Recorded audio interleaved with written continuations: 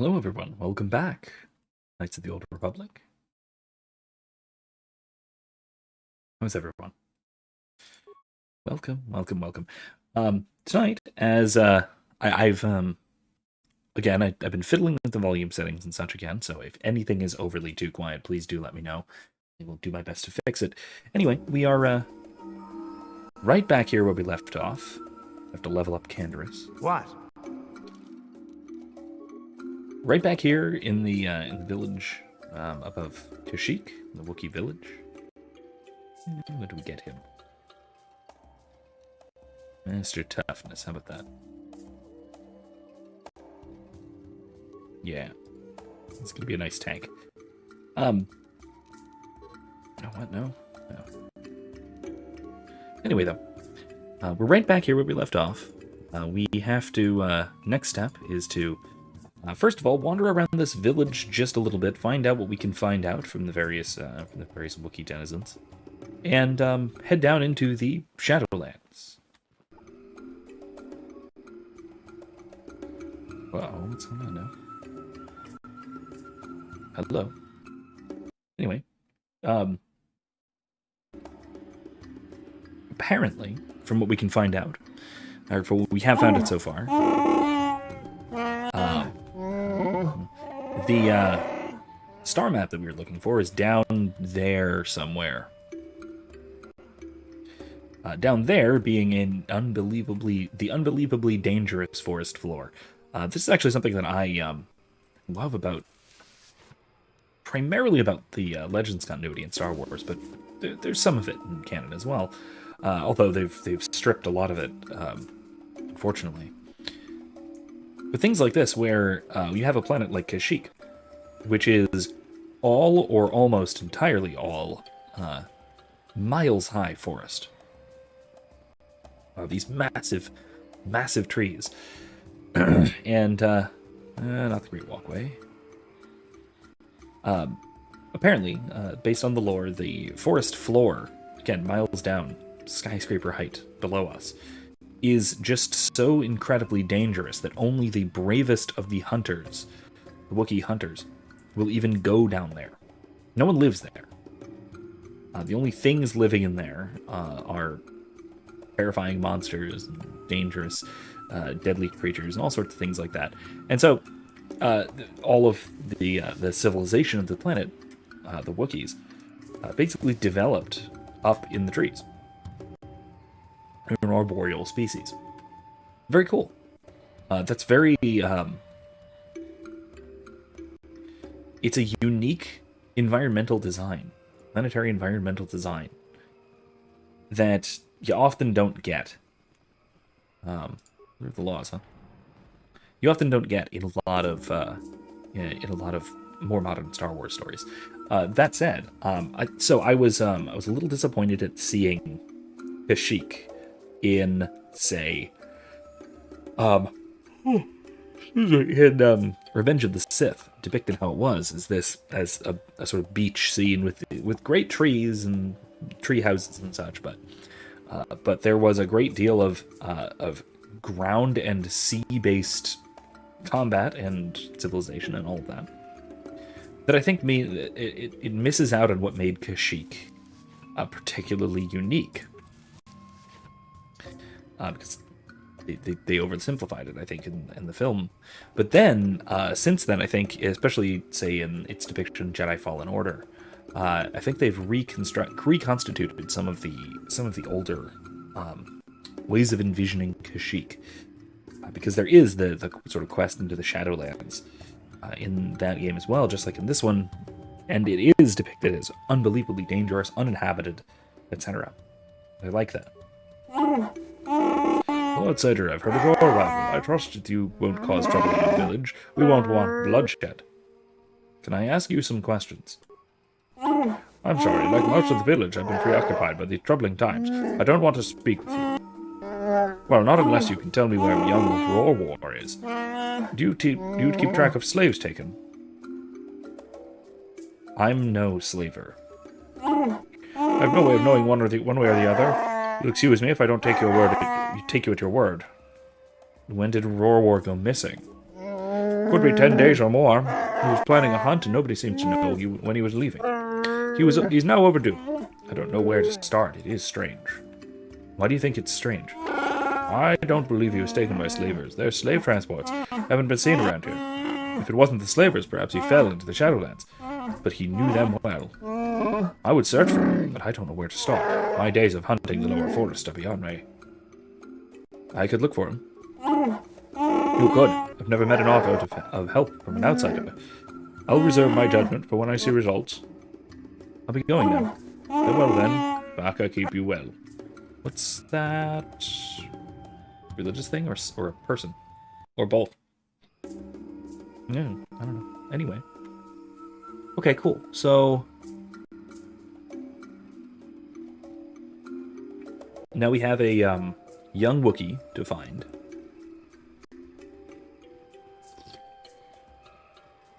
What is this? Home of Warwill.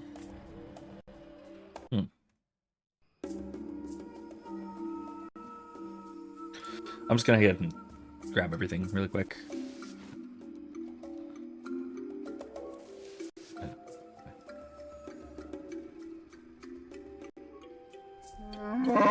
I've never spoken to an outsider. I mean, Chundar makes us learn to understand you, but I've never been this close to one of you.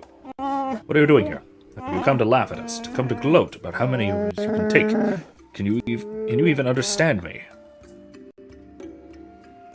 I understand you. I'm not here as a slaver. And why are you here? Can I ask you some questions?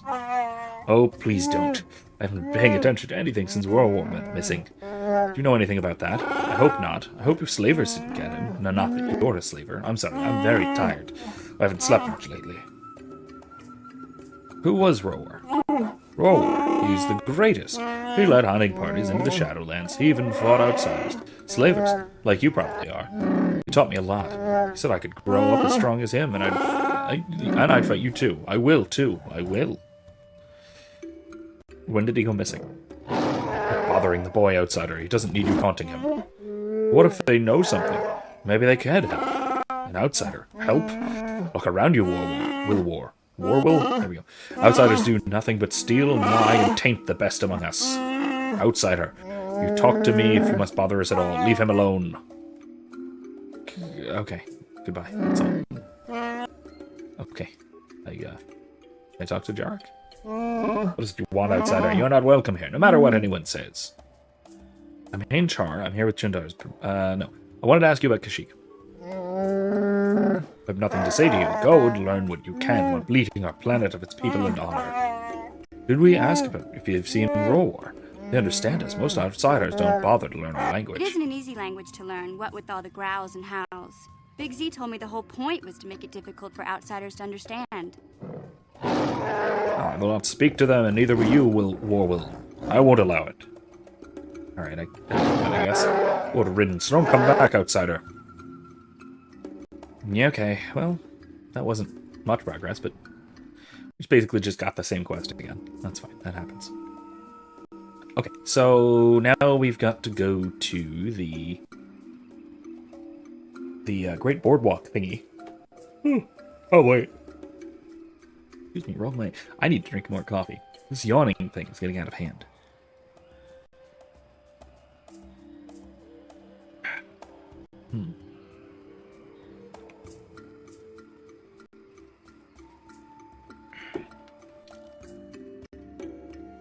Yeah, the Great Walkway's over there.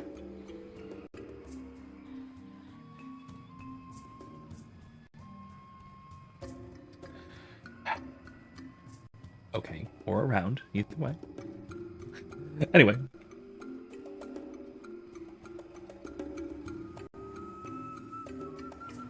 Alright, let's go.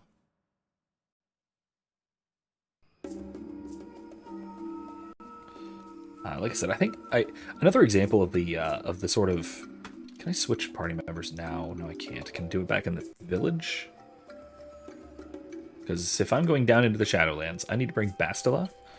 And... Who else? Yeah. Not Mission. Kandris? Or Jahani? I think I'll bring Candors. I think I'll bring big scary Mandalorian gun guy. That'll be fine. At least until we find our final companion down the Shadowlands. Anyway, another example of the problem that I've just noted. This really, really cool backstory of planets and places. This really extensive world building with unique worlds that really stand apart. The next big example that I can think of would be Ryloth, the Twi'lek homeworld.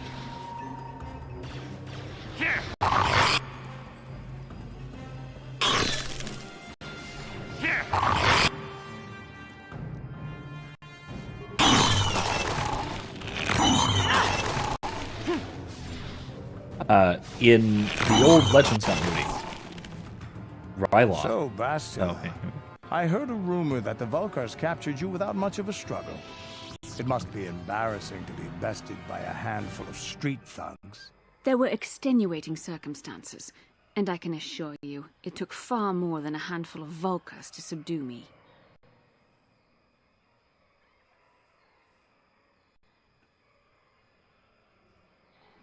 Yeah, I'm sure there were 20 of them. I mean, 50. No, wait, 100. Whatever you say. All I know is that if we had more Jedi like Bastila fighting against us in the Mandalorian Wars, my side might not have lost. Bold talk from a broken-down mercenary who was serving at Davik's heel.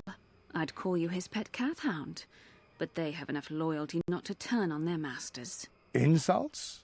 Maybe if your master had trained your lightsaber to be as quick as your tongue, you could have escaped those Vulkars, you spoiled little Jedi princess. I was not spoiled. He's getting I was to given her. the same training Or as she's everyone getting else to in the him. Order. You are nothing but No, I must not do this. There is no emotion. There is peace. That's the problem with you Jedi. Always chanting about peace and control. Never up for a good fight. Well, except for Revan, I guess. Enough, Mandalorian. I won't rise to your bait anymore.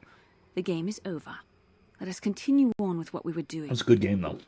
That was a good game. That was a really good back and forth. They both got some really good jabs in, and they both got riled up on it. It was good. But I was saying Ryloth. In the Legends lore, the old EU, Ryloth, the homeworld of the Twi'leks, was tidally locked to its parent star. Meaning that it was...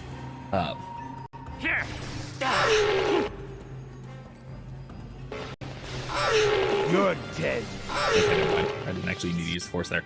Meaning, if you're not familiar with the term, that the same side of the planet always faces the sun.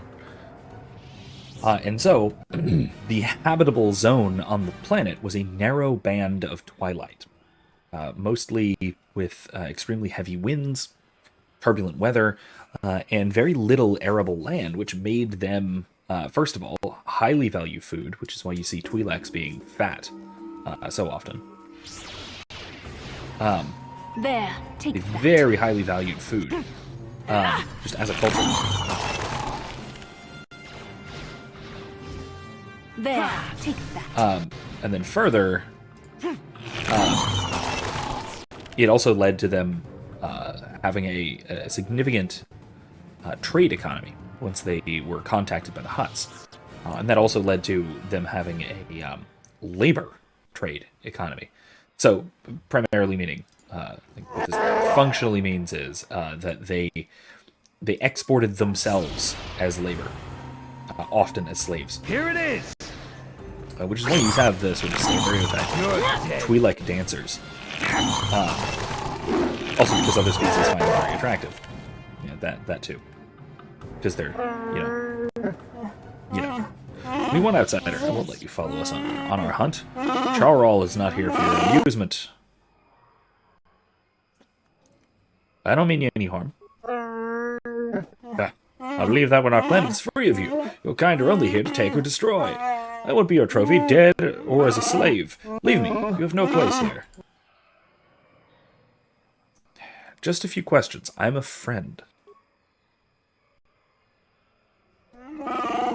Only a moment, outsider. I won't be this patient for long. Do you know of a crazed Wookiee in the Shadowlands? The only crazed creature I know is the one of your kind, outsider, not mine. We see him from time to time. We leave him alone. He is our respect because he has braved the lands alone. Sometimes he helps lone travelers. He is crazy. Our finest warriors hunt the Shadowlands in groups, yet he lives there alone. Avoid him. Madness is to be feared. How long's he been down there? Many years. It's impossible to know how many. A decade? 2? Perhaps he can answer your questions or kill you. I seek an ancient star map. Have you seen it? I don't concern myself with outsider toys. Search where you will. I'm not wasting my time. What do you think of Chundar? He is our chieftain and will be obeyed. That is our way. Whether I trust what he says or not doesn't matter. In time, someone will replace him. Better or worse, I don't know. That will be for Baka to decide. How does Baka decide? What does that mean? Baka was our greatest warrior. His ancient sword is the tool of ascension, the mark of chieftain. Chundar no longer displays it, since he took the role of chieftain years ago. Someone else could produce it. Ugh, I talk like I'm your child. This is foolishness. Could a blood relative of Chundar challenge him? It would take Baka's blade for that to happen. Chundar is the last member of his family. There were others, but they were marked with madness. We don't speak their names. They are without honor. Alright, I'll leave you alone. Yes, go. Don't expect a friendly welcome if you return. This world is my home, not yours. I did just kind of help you guys with the Kinrith, but anyway, whatever. So all of that description of Ryloth is to say that the biome of the planet was not only interesting and unique and separate and all of that stuff, but also, to go further, it was it informed Twi'lek culture in a significant way. It explained why the males were so often fat. It explained why the females were, and males sometimes, were so often dancers and entertainers and such, and so often associated with the Hutts. All of this was explained by a lot of the environment that they arose in. Now, in New Canon, they did something similar. They did explain similar things, but it's in a different way. Rather than the environment of Ryloth being a particular way, rather it was the political history of Ryloth, that they were constantly being conquered by different powers, back and forth, moving around between the Republic, the Hutts, the various corporations, like corporate sector or trade federation, anything like that, and they were being tossed around, constantly conquered and unconquered, and freeing themselves momentarily only to be conquered by somebody else, and that led to a particular culture. And it's also why, in New Canon at least, Twi'leks have French accents. It's the whole French resistance sort of motif, which I actually do like. That's a nice touch. And I have to say, I especially like in both Rebels and in the Bad Batch. No, only really in Rebels. Hera, who's one of my favorite new characters, by the way. Fantastic. Really well written. Interesting, well-rounded character. But she code switches.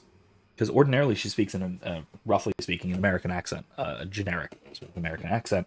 But when she is around her father, she's a Twi'lek, she picks back up the Twi'lek accent, the very French bits of speech. And when she's trying to deceive, was it Thrawn directly, or was it some other Imperial officer? I think it was Thrawn directly. She goes full bore into the old accent. I love that. That's a really nice touch. So let's see. Chundar's commanded to grant you access to the Shadowlands. Gorwukin is what I am called. Walk with care. Only our bravest return from these lands. Your soft feet are barely tolerated insult. Alright, unlock the thing, lower me down. The descent is long. Be still, or you will attract unwelcome visitors. Okay.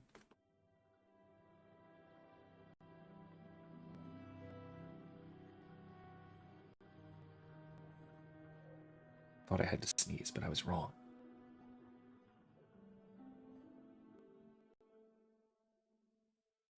I feel like I shouldn't talk on the way down.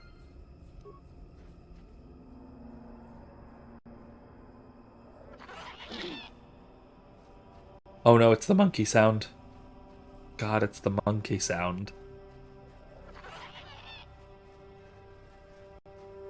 So this is a thing I forgot about with respect to the Shadowlands, is that the tatches, the little monkey things, make that sound. And they are unbelievably persistent about it. It's exactly one single sound that is endlessly repeated.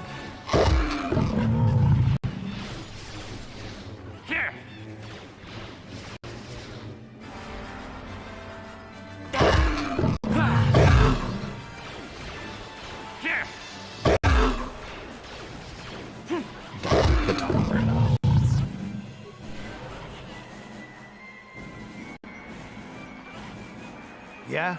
What can I do? Yes? What? Okay, let's level up again.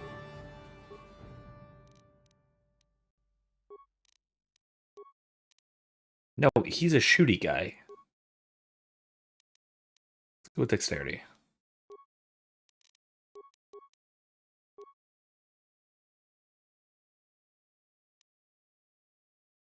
Upgrade his implants.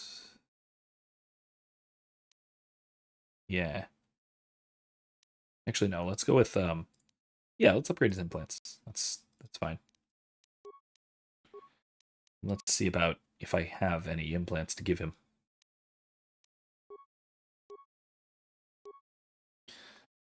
Power blast now. Interface visor no.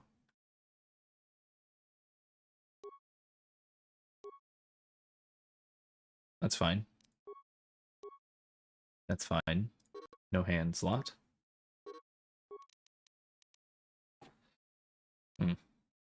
Okay, that'll work.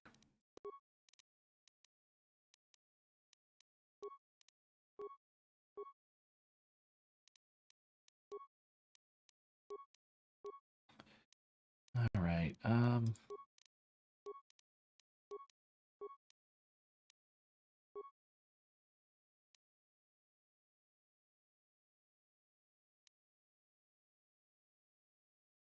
All right. Let me see.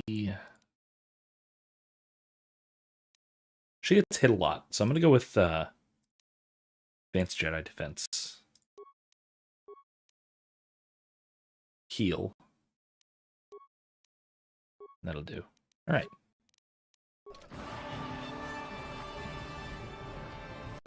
What's all this then? Ooh, jeez. What is that? Zabrak Tistel Mark III. Graph double sword. Man, fancy. That's what I just looted. Okay. Alright, let's keep moving.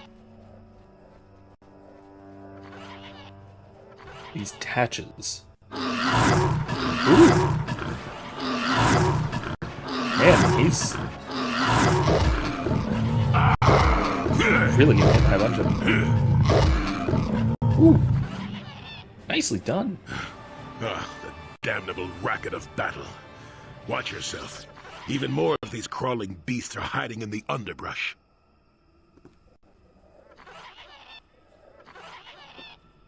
Who are you? What are you doing here? I'm Jolie. Jolie Bendo. Oh, jeez. Follow me to my camp and we'll talk a bit.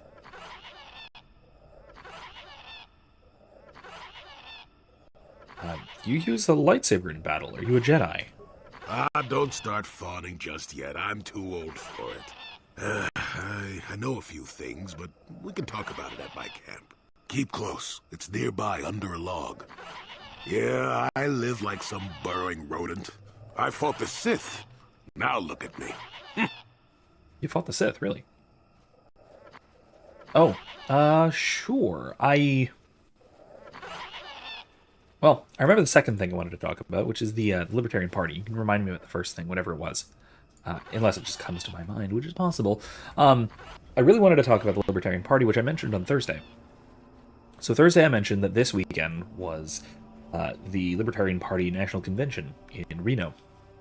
And the interesting thing about this is that the Libertarian Party Mises Caucus, what some, me included, Oh, yeah. Okay, that's good too. But anyway, I'll come back to that. But the Mises Caucus is what some, me included, call the libertarian wing of the Libertarian Party. They're the broadly speaking, if you want to think political compass, they're the sort of bottom right types in the Libertarian Party.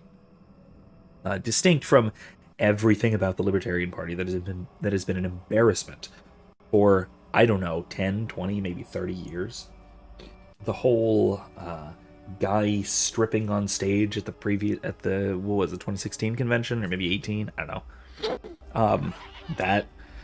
The whole wokeism thing, the whole rampant degeneracy stuff, basically everything that right-wing people think is cringy about libertarians and the stuff that left-wingers still don't respect.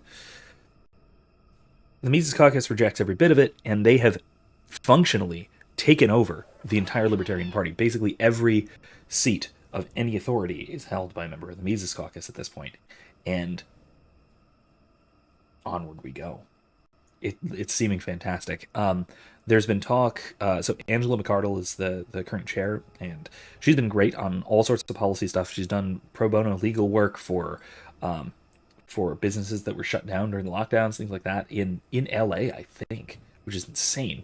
And it looks like the party is on track to nominate Dave Smith for president in 2024, who is awesome. But also he's a comedian. He's a stand-up comedian who does political commentary and stuff as well. But man, he knows his stuff, and he's an incredibly good communicator. Oh, that's interesting. And he would be one of the best people I would ever like to see on a debate stage. A presidential debate stage. He'd be so incredibly fantastic in that context.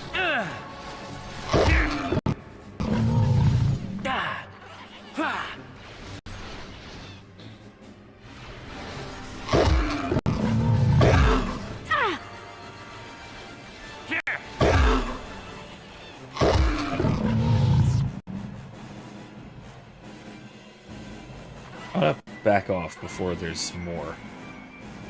But yeah, I'm very excited to see that that the Libertarian Party is not as much of an embarrassment as it always has been, and it looks like it's moving very much in the right direction. Shockingly, because the right people showed up and started actually participating in the party. It almost makes me want to participate in some manner or another, maybe local office or something. I don't know. Spitballing here. I'm obviously not throwing my head into any races, but even if it's just,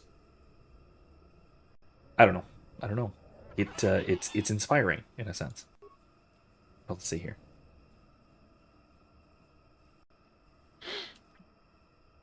Well, welcome to my home, such as it is. Pull up a stump and be comfortable. We should discuss a few things.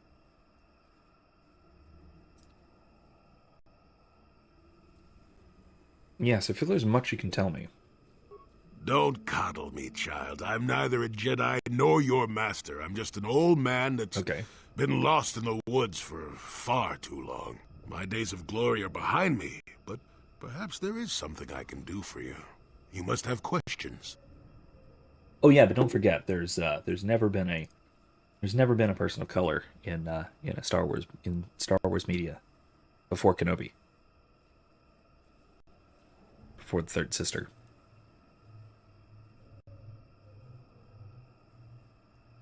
Anyway, I wanted to ask about you. What is there to tell? Jolie Bindo is the crazy old man in the dangerous woods. I'm content with the impression I give. Muttered something about fighting Sith? Did I?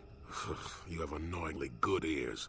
Well, it doesn't matter. Those days are gone. Leave them in their graves. I've seen my share of the dark and the light, and frankly, both extremes annoy me.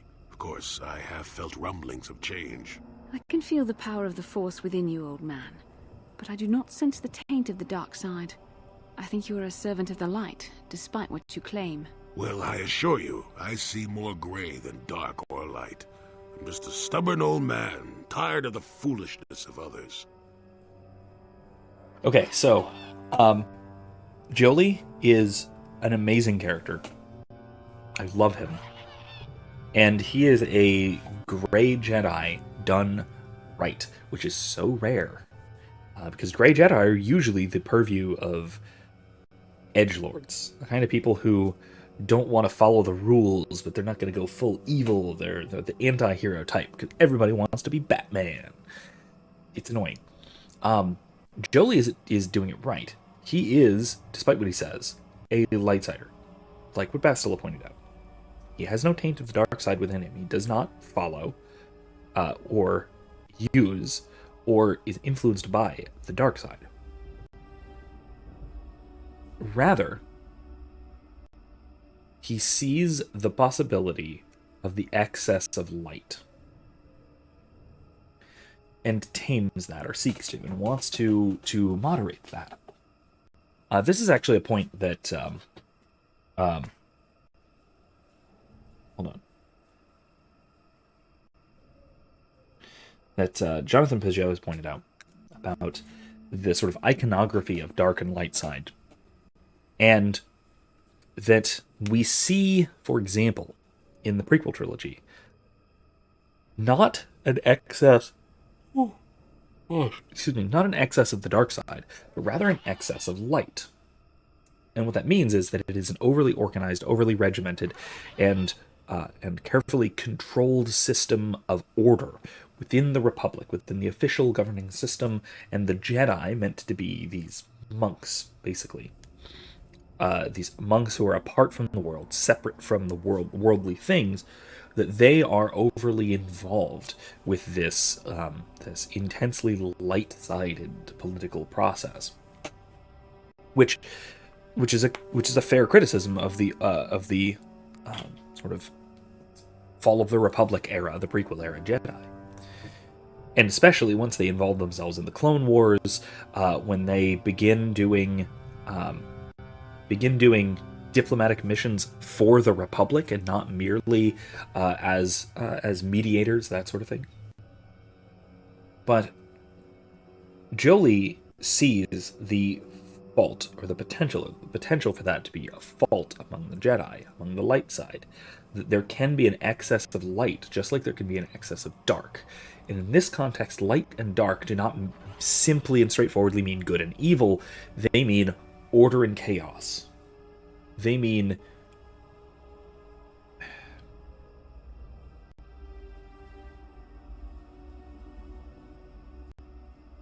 directed outward versus directed inward, maybe even we can say. I don't want to say selfless versus selfish, because that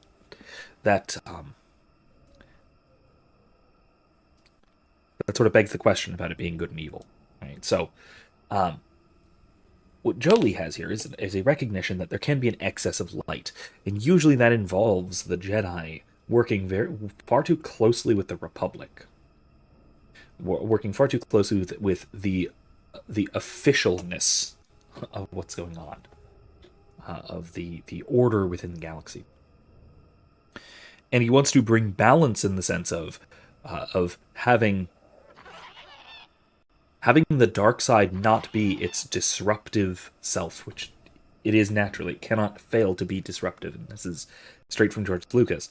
That the dark side is a disruption of the Force. It is a disorder. It is a corruption, and that the light side is the Force. However, I think again that the light side, or at least the Jedi, the wielders of the light side, can go to excess in that, and the gray Jedi, such as they are, Jolee really being the only good example that I can think of.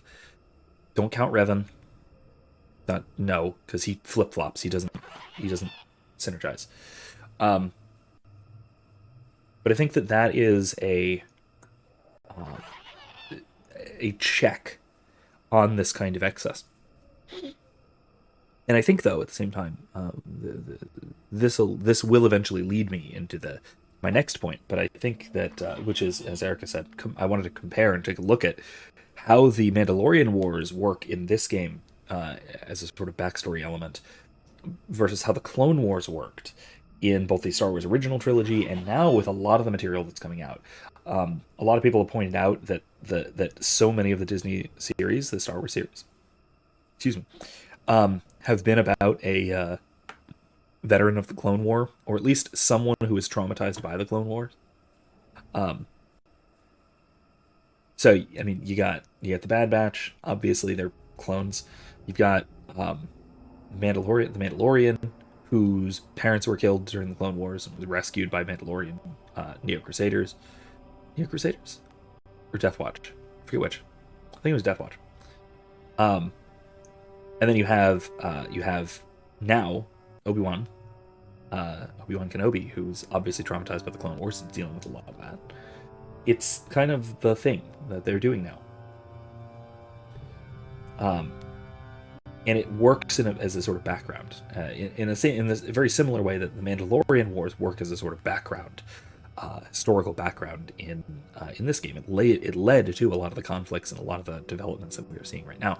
Now I want to talk more about that comparison, in particular, and how each of them works from a sort of historical structural point of view, and also from a sort of symbolic point of view as well. But let's see what else Jolie has to say about either that or, again, the Jedi Civil War as well, because both of those are again relate to what we see in the prequels in the original trilogy. Bublin asks, any tips for someone trying to get into KOTOR 2 but hampered by age mechanics?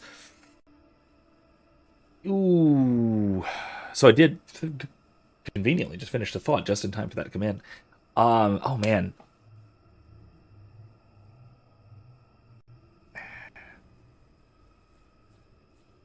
My recommendation is to think of it more like a turn-based RPG, like a tabletop RPG kind of thing.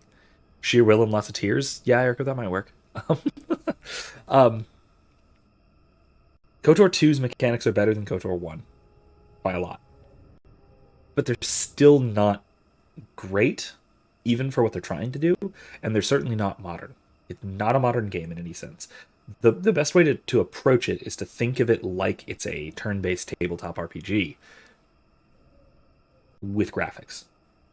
And if you can get that mindset in, then you can think of it in terms of turn-based. Here's what I'm going to do, here's what this character's going to do, here's what that character's going to do. Think of it more like it's... think of it more XCOM style strategy type combat than action combat. Even if it looks like action combat, because of that pause mechanic, it really winds up being turn-based. That's what I would probably recommend as far as getting over the hurdle, because really the biggest thing is that the biggest thing is probably the combat mechanics, and looking at it in a different way will probably help you get into it a little bit better. The other alternative to that is just kind of like Divinity Original Sin. Yes. Divinity Original Sin goes more into the turn-based because they have an initiative counter and everything. And I really like the combat system in that game. It's wildly complicated, but it's really, in a really good way. The other alternative for KOTOR, and especially KOTOR 2, is just turn down the difficulty as low as it'll go and treat it as a semi-primitive action RPG. It works. It works as well, but I don't actually know. It doesn't work as well. It also works. Let me put it that way. That's an alternative. Yeah, I've Divinity Original Sin, actually everything by Larian Studios, was basically developed as I would think of it as a kind of alternate history follow-up to early BioWare.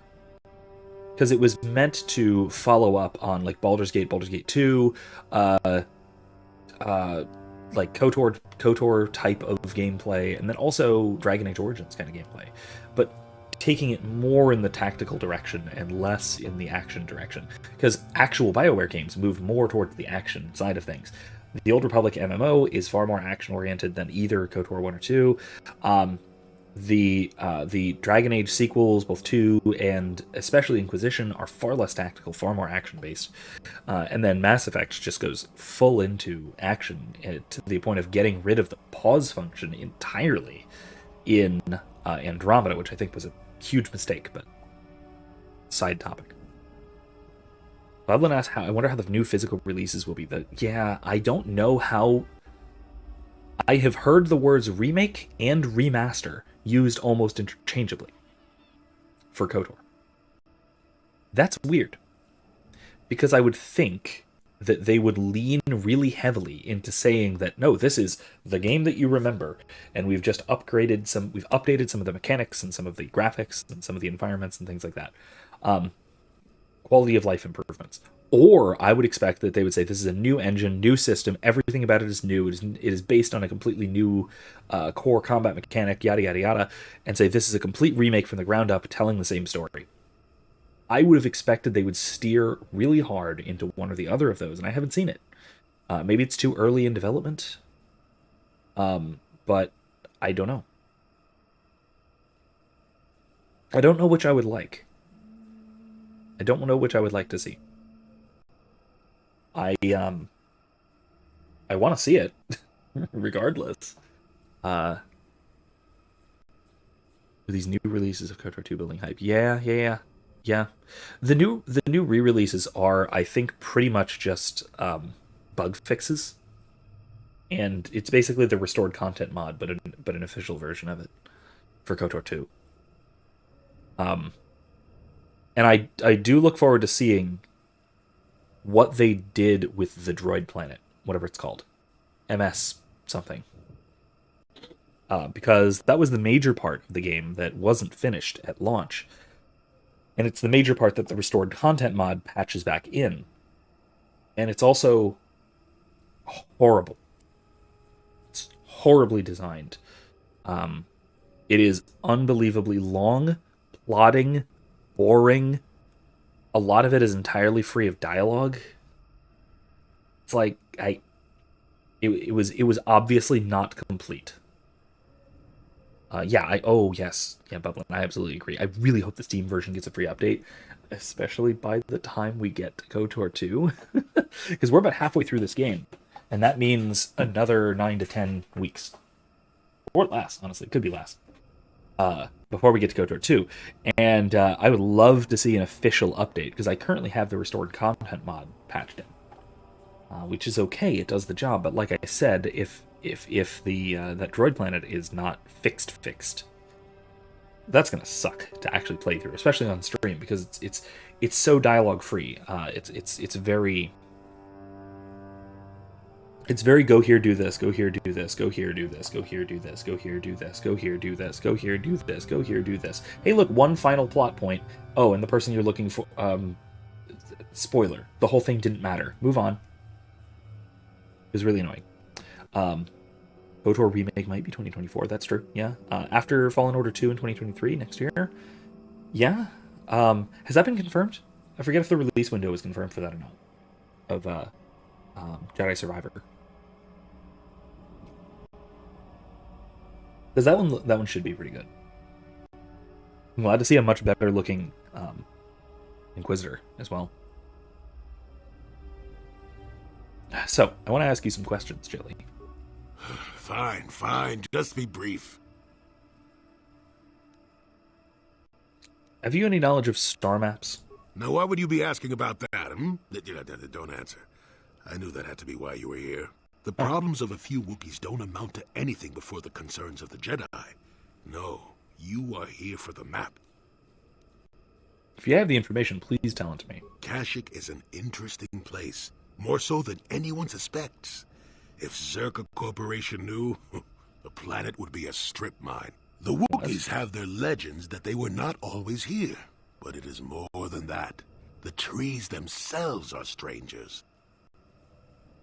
I don't understand. Can you be more specific? What I'm saying is that there are literally walls in your way, and you won't find what you need without my help.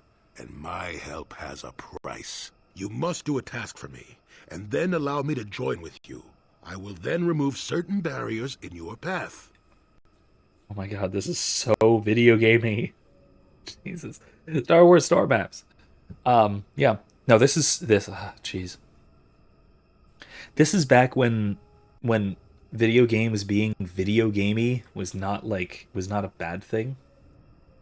So they just went for it.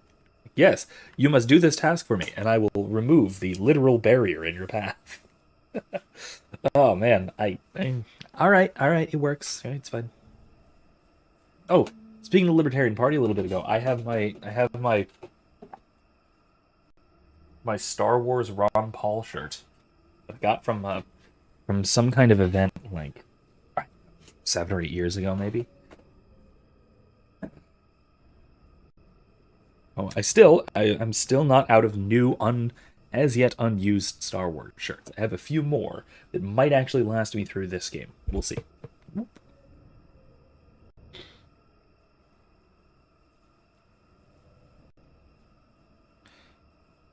I'm honored to help someone of your experience. Oh, save it. I know this sounds absurd, but I'm old and entitled to work you around a bit. Besides, the test is simple. Since they began expanding in the Shadowlands, the Circa have left me alone for the most part. Until recently, anyway.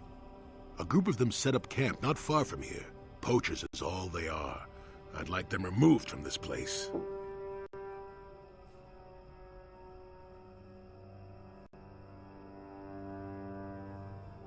Your character takes time to appreciate and consider every question. Absolutely. And then there's this weird voice happening off on his left side that's just sort of pondering things.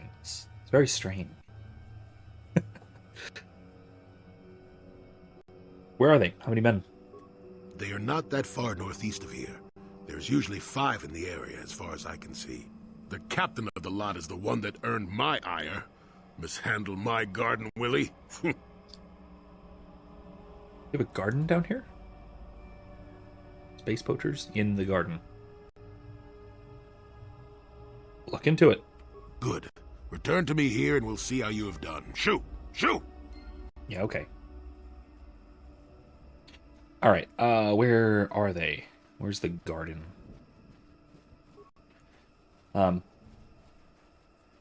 Malfunction. Oh boy. My primary motivators are incorporeal. Error. Damage terminal. Playback causal malfunction. Playback. I don't get it. That merchant said there was salvage down here. We need Matten to work the sensors. Playback. What is this? When he gets back, we'll... Wait, I'm getting something. Oh good, it's Eli. Maybe he'll point us in the right direction. Playback. Eli, what are you... You got your money, you double-crossing snake! We had a deal!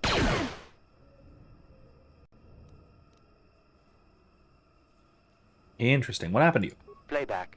I don't get it. That merchant said there was... Playback. Playback. Okay.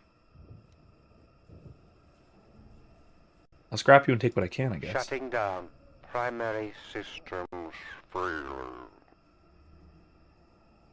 Start with the droid's head, removing it and placing it in your pack, and energy discharge flows through the remaining parts. Oh, God! Okay. Fine. The shoeing is why I'm on the dark side. Yeah, Eli was that merchant, that merchant bastard from up top,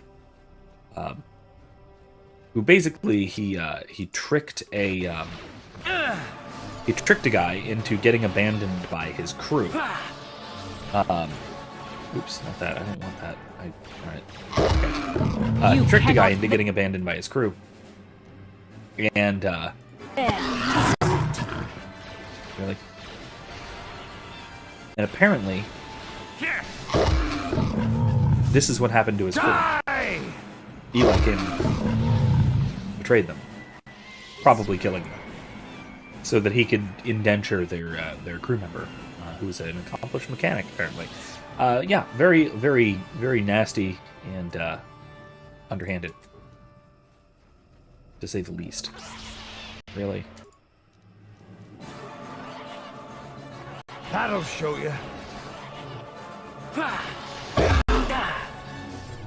That'll show you.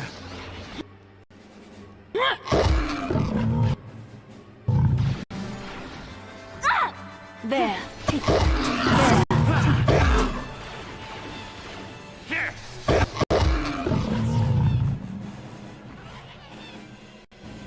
So I think I'm here. I can say as well that What? it's actually fairly relevant, talking about the libertarian stuff, and some of the sort of symbolic and world historical differences between the the various wars that are counted in Star Wars. Notably, we can look. These things are adorable, and I love them. I hate the sound, but I love them. We can look to the difference between the Clone Wars and the Galactic Civil War, basically the prequels and the original trilogy, and we can point out that the original trilogy is, and the Galactic Civil War is very much a simple and a straightforward.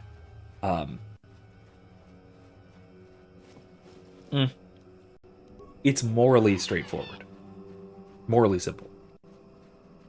But in terms of geopolitics and warfare, it's extremely complicated comparatively. So the Clone Wars are actually quite simple, geopolitically. It's two major geopolitical factions going to war with each other over sovereignty, right? Over each other's sovereignty. Because of course that's a very simple, very straightforward, very understandable motivation for a large scale military conflict. If it weren't for the complication of Darth Sidious playing both sides, spoiler, I guess. If it weren't for that complication, it would be an incredibly simple and incredibly straightforward conflict. By contrast, the Galactic Civil War is morally uncomplicated. There's a tyrannical empire and a bunch of insurgents, the rebellion, trying to gradually escalate a conflict until they're able to. You're dead. Until they're able to overthrow this empire and cause it to collapse. Fights with me. And realistically, the empire does primarily collapse. More than it is destroyed, it primarily collapses. There, take that. That'll show you.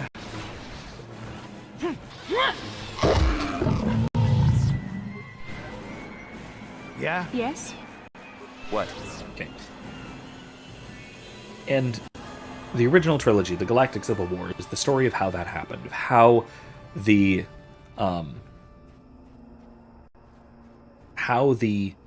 empire, this tyrannical regime, collapsed with the help of a gradually, I think that was Ralvor, or whatever his name was, with the sort of help of an increasing series of belligerent, basically acts of terrorism. Because functionally, the rebels are terrorists all the way through. Sure. It's just that they're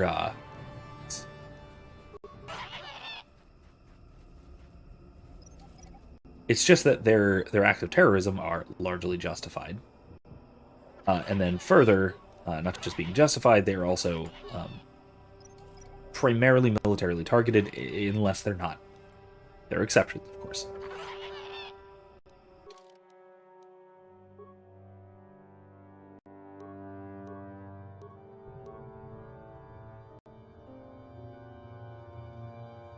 I need that.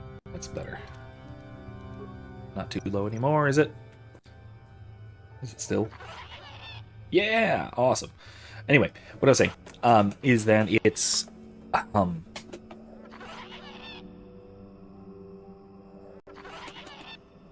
because it's so geopolitically complicated, it doesn't have the same kind of ordinary sort of war trauma that the Clone Wars had, which is why we see so many stories about the aftermath of the Clone Wars. But the Galactic Civil War in canon, in new canon, is resolved in literally 1 year, with a few minor outliers, with a few minor little outlasting warlords and such. But they're minor. Like Moff Gideon is a minor character. Even presumably Thrawn is, presumably, is going to wind up being a significantly lesser threat than he was in the old EU, in the Legends continuity. Where in the Legends continuity, yeah, there were all sorts of factions Imperial remnant that were basically warring substates or remainder states or warlords and such. You had Thrawn, you had Zinj, you had Pelion, you had a few others. The Pentastar Alliance. All of which were vying to be the Empire's successor states as the New Republic consolidated power. It was more complicated, but it was more about the dissolution and then reorganization of a state, rather than it being about two sides coming into conflict, victory, loss, aftermath. And then the real fallout. So the real fallout from the geopolitically complex Galactic Civil War was geopolitical. The real fallout from the geopolitically simple but highly pitched Clone War was personal. And I think we see something similar here, is that the Mandalorian Wars wind up serving a similar purpose. To an extent, the Jedi Civil War as well, but that's primarily among the Jedi. But the Mandalorian Wars serve the same purpose as the Clone Wars, narratively speaking, as the sort of backstory of that provides characters with this sort of difficulty, trauma, issues, dark past to work through, things to reconcile with, even war crimes to reconcile with, for and against. I think narratively they both are very interesting. As for, before I go and talk to this guy, one more point about this, before I lose my train of thought, I don't want to get into anything new, is that the Galactic Civil War represents a sort of double inversion. It's a kind of Return of the King story. Because it is the alliance to restore the Republic, and this is also interestingly why the Rebel Alliance never allied themselves with former separatists, at least not in their capacity as separatists. They never used droid armies. They never used old droid ships, separatist ships. They never allied with the Techno-Union, the Banking Clan, the Trade Federation. Any of the former allies of the Separatist Alliance never joined the rebellion because the rebellion didn't have them, didn't accept them. Because they saw themselves as the old enemies of the Separatists. They saw themselves as the Republic. They saw themselves as the successor state to the Republic, and that the Emperor and the Empire was an unlawful and unjust usurper. And so the way they saw themselves, and the way most of the galaxy saw it, I don't know about new canon, but certainly Legends, was a kind of restoration. And the Empire, therefore, was a world turned upside down, where the dark side was acting like the light, like an excess of light, an excess of tyrannical order, where the dark side supplanted, right? So the Sith, by Palpatine, supplanted the excesses of the Jedi and the Republic, combined them into one, and took it upon himself as this new tyrannical authority. These, Jonathan Peugeot points this out very well, the giant triangular, sterile starships and all sorts of things like this, the pure white stormtroopers, the anonymity of their officers, which is, I think, on display very well in Star Wars Rebels, where you never see the eyes of a lower-ranked Imperial officer. They have the caps, the covers that are tipped down, completely covers their eyes, so like this. So you never see their eyes, never. They're strictly anonymized, and yes, that is so you can get away with shooting people in a kids show, fine, but also it represents the excess of order in the Empire, and that is a very strange thing for the dark side. The dark side is usually more like it is here in KOTOR, which is infighting, backstabbing, destructive, disorganized, tearing things apart, power for power's sake, all of that, rather than a regimented, overly organized, bureaucratic regime of the Galactic Empire. Hence why it's called the Galactic Empire, the first Galactic Empire, as distinct from a Sith Empire, because there have been Sith Empires before, but they're radically, radically different from the organization of the Galactic Empire. And so the Galactic Empire winds up having the same excesses of the Republic, and so the Alliance to restore the Republic is trying to mitigate those excesses, and winds up not doing so fully or enough. The New Republic in Legends collapses because it's too bureaucratic, too top-heavy. And in new canon, in Disney canon, it collapses because there is a furtive, secretive organization that cuts off its head. It's again overly centralized head after it demilitarizes but centralizes, which is, I mean, a point for today political situations, right? So the New Republic demilitarized and also centralized. So basically what that means is that they said, hey, let's all demilitarize, by which they mean, hey, you member systems, demilitarize. We're going to put all of our eggs in one basket over here, which is basically what happens when a government, any state really, wants to demilitarize or disarm. They disarm the populace, not themselves, which is the problem with the New Republic, because it provides a single point of failure, etc., etc. Which is traditionally why the U.S. has been impossible to invade. Is because the defense of the U.S. has been so widely distributed among individual people. That is rapidly changing. Detrimentally, I think. Who are you, another civil merchant like that Koro slime up on the docking ring? This is my territory. I don't make deals, and I don't persuade easily, so go back topside. Mess with my profits, and I'll see you dead. Excuse me?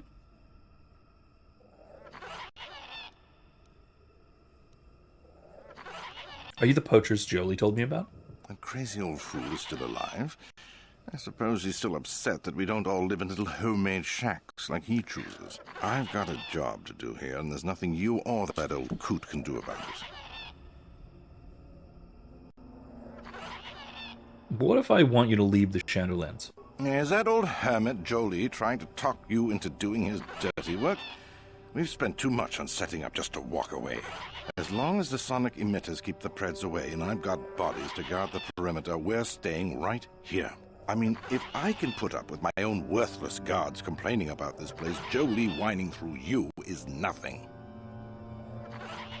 You're just a Zerka slave or nothing special. I don't need this kind of garbage from you. Watch your mouth. I'm the only law there is down here. If you've got something to say, get on with it. Otherwise, leave me alone. I've credits to earn.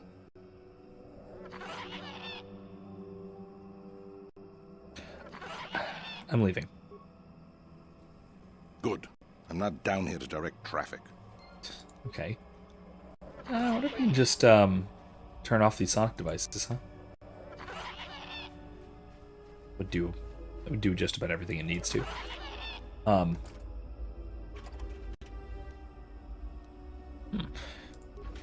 Anyway. Oh, a mine. Oh, there's a lot of mines. Let's take all of them.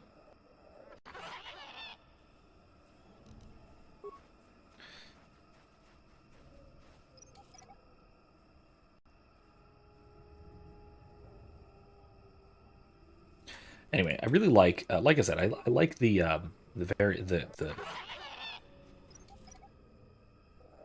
think that the cycle presented by the Clone Wars and then the Galactic Civil War is a very interesting one. And it's one that I wish were explored more thoroughly in... no problem. Got it. Or continued more coherently, let's say. No problem. Got it. The continuing sequels. It's not really.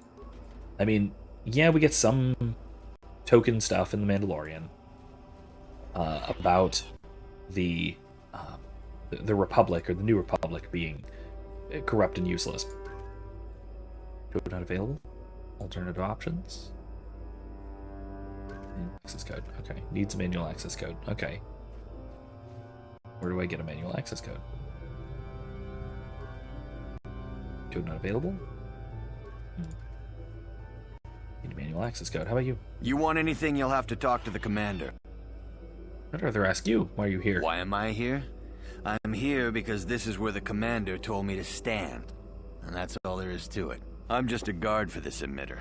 Why couldn't they have just equipped this lump of tech with a blaster and left me at home?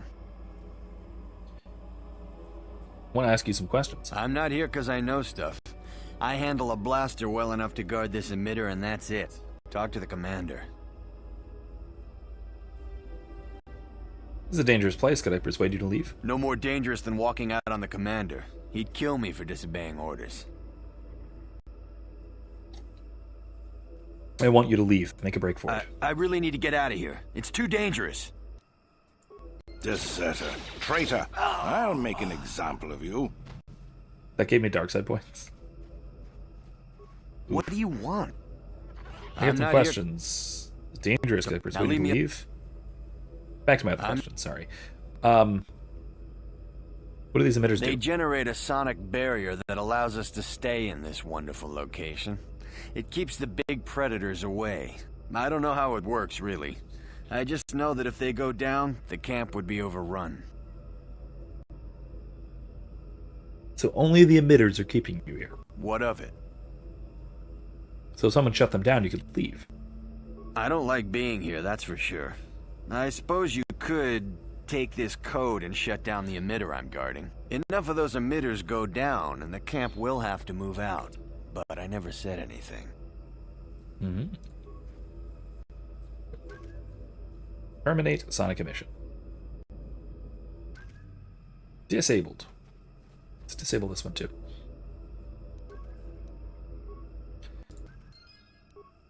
Off. What? Oh! Cool, a Torrent attack. Run! Run! It's not that big. Thought it would be bigger. Awesome. Let's see what's past here while we're here. Anyway. But I like the full cycle, as I was saying, of the Old Republic becomes corrupt. And not just corrupt, but excessively centralized. Leading largely to a separatist crisis. And then, because it leads to a separatist crisis, it leads to a pitched war, pitched conflict, which itself leads to a... or opens the door for... okay. That opens the door for... I can't, can I? This is one of those... It's okay, so Jolie can open this, but I can't. Fine. It opens the door for a political opportunist, somebody like Palpatine. Yeah? Yes? Sure. Oops.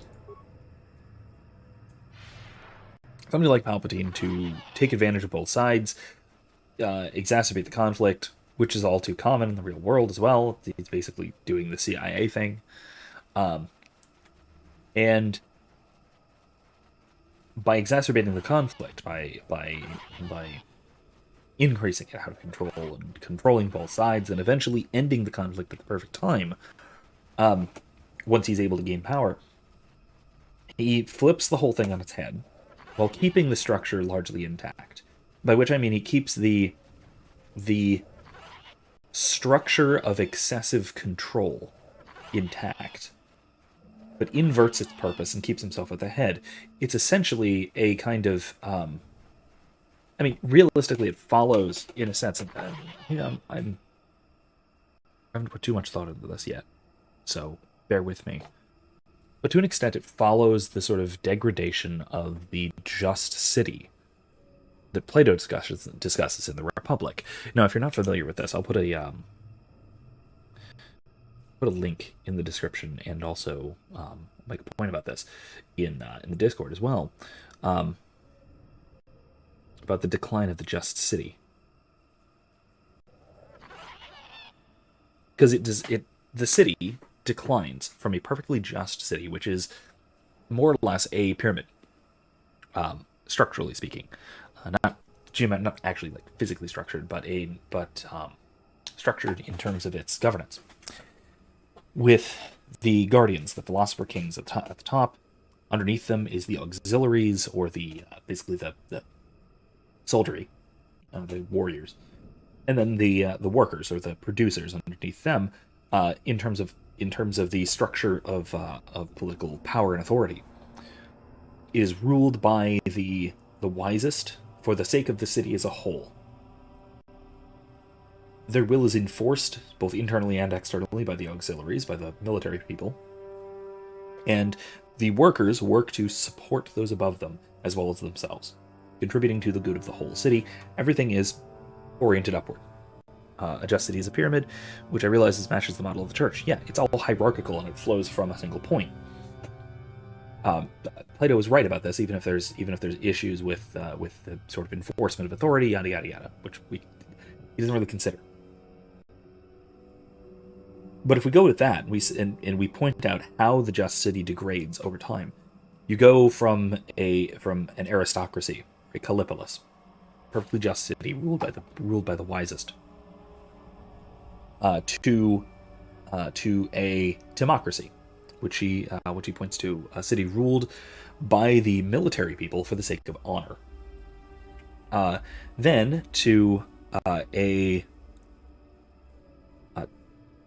oligarchy. That's it. He refers to it as different from our modern term oligarchy, because it is rule by the wealthy, the elite producers, for the sake of security. But security in a sense of wealth. It's not for the sake of accumulation of wealth, it's for the sake of maintenance of wealth. That's an important distinction. It's not for gaining more and more stuff, it's about keeping the stuff that we have safe and secure. And so this is, I think, the stage where the Old Republic was at, in the prequel era. I think. But I mean, honestly, you can argue that it was No, I think it would have to be. Because there was a heavy status quo bias, which you find in an oligarchy. And I think it skipped the stage of the democracy, which is ruled by the hoi polloi, the people, the masses, for the sake of each individual trying to get what they can out of the state. We don't see that during the collapse of the Republic. What we see instead is the Republic, which at this point I think would be a bureaucratic oligarchy, reorganized into the Galactic Empire, which we see as the last step of Plato's description of the decline of the city into a tyranny, which the structure of which very closely resembles a Callipolis, a well-ordered city. It's just that replacing the philosopher kings, replacing the guardians, the rulers, the wise rulers, is a single tyrant who rules not for the sake of the city as a whole, but for the sake of himself alone. And that's what we see with the empire, with the emperor and his empire. The emperor is ruling for his own sake and his sake alone, and all of the other organization of society, which is still quite organized. The problem is that it's organized for one particular person's ends, rather than for the sake of the whole. That's why it's twisted. That's what makes it so disordered, and on the constant verge of disintegration. Which is why we see both in canon, in New Canon, and in Legends in the EU, as soon as the Emperor dies, the Empire falls apart. With the minor exceptions of both New Canon and Legends. With a minor exception of when the Emperor comes back from the dead. Which sucked in Legends, it sucks in New Canon. Just stop. I wish they'd never done that either way. Dark Empire was terrible. The Rise of Skywalker was terrible. Both for the same reason. It was a bad plot point. It undid a lot of things in a lot of really dumb ways. Anyway, most notably it undid Anakin's redemption. But regardless. I digress. The point, though, is that, barring that, once the tyrant is out of power. The entire structure necessarily disintegrates because the tyrant is the only thing holding it together, because the producers still have democratic tendencies to gain what they can from the system. The wealthy still have a tendency to secure their wealth, and the military types still have a tendency to pursue honor. It's just the only way to get that honor, the only way to maintain that wealth, the only way to get what they want is through the will of the tyrant when it's organized by the tyrant. So society is well organized. It's just on a razor's edge. And that is the worst, that is the particularly nasty part about a tyranny, is it is this inverted and sort of dark side mirror of a well-ordered society. Because it is well organized, it's just, like I said, on a sort of razor's edge, ready to collapse at any moment because anything could happen. And this is also why Plato says that the tyrannical person, the person whose soul is structured in this way, is so very, and also literally the tyrant who's in control of a society like this, or a state like this, why they are so very depraved, why they live so horribly, such a horrible life, a horrible existence, is because at any moment they could collapse. Whether that is their psyche destabilizing, going mad, which we see in historical tyrants, or present-day tyrants for that matter. Justin Trudeau certainly went a little mad time to time. Joe Biden. But you also see this, the possibility of the tyrant being usurped at any given moment. The tyrant is marked by their paranoia. You can look at the ancient Roman emperors. You can look at any various tyrannical kings of any various tyrannical empires. You can look to criminal empires as well. You can look to modern political empires. You can look to any system where there's absolute power at the top for the sake of the one at the top. One-on-ones, technically. But where there is this absolute power, there is the fear to lose it. Just like Sidious ironically said in the Tale of Darth Plagueis the Wise. Any who gain power are afraid to lose it. Well, why do you think he knew that? Because he was afraid to lose it. It all fits very well. It's like poetry. Rhymes. Anyway. So yeah. I think that it's a very interesting sort of political moment. The fall of the rise and fall of the empire. It's the rise and fall of a tyranny, of an inverted social structure, of an inverted symbolic world. To come back to the point of the return of the king, the return of a natural aristocracy, the return of the Jedi, to use the term. Of course, not in new canon. Well, whatever, let's talk to Jolie. Welcome back. I wonder, have you had much luck? Have you done as I asked? I've made certain the poachers are gone. Yes, I could feel it as you walked near, and I don't sense the smell of death on you. You spared them. Interesting. Mm-hmm. There was nothing to gain by killing them. Wasn't there? I suppose not, but the environment would say otherwise if it could talk. No matter.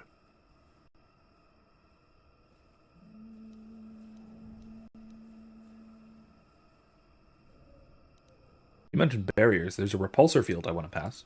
Yes, in the east past the poacher camp. I saw it when it was installed. It's a very effective barrier, but I know how to get past it. And on the other side, ancient answers. And perhaps a Wookiee you were seeking. I Really? hope he's in the mood for visitors. That's a weird thing to be there. Oh god, he has a lot of leveling up to do. Alright, it's Jedi time. Yes? It's wear different stuff. Oh, Jedi Knight robe. Okay. Okay, that's fine. Dueling shield. Energy shield. No, I don't want him to have 2. He doesn't do too well. Immunity mind affecting. That's actually nice. Fort saves. That's nice too.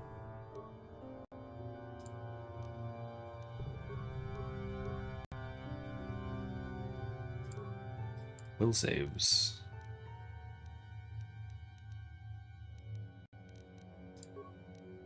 Alright, level up. No. Great injury. He is a consular. He's a force power type. What's recommended? Force shield? No, hate it. It's dumb.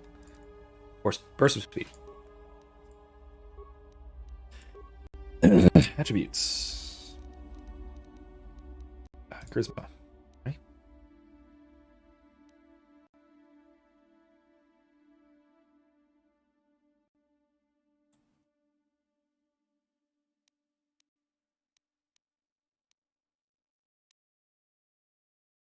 Yeah. It's gonna say wisdom first? Alright, fine. He's very wise.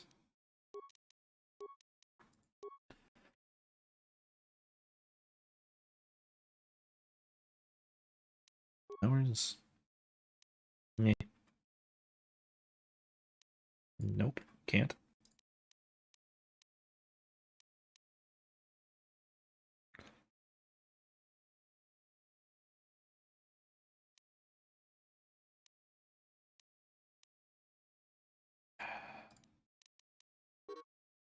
I must add one. Okay. I can't get any of these yet. Darn.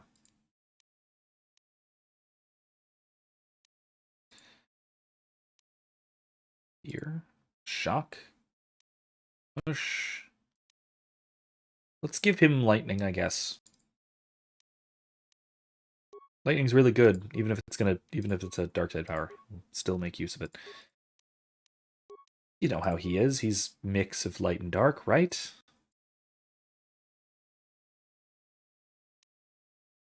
Master dueling, maybe. Jedi defense, maybe.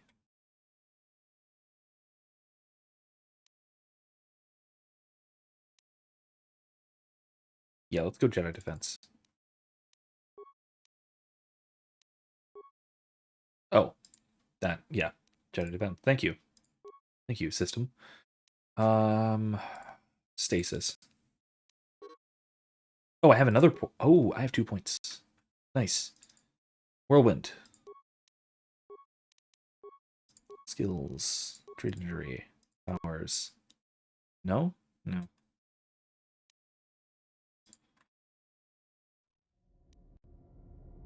Lightning. Treat injury. Powers. Can't do heal. Now, let's not do advanced saber throw. Let's go night speed. Attributes. Nice. Charisma. Injury. Cool new feats.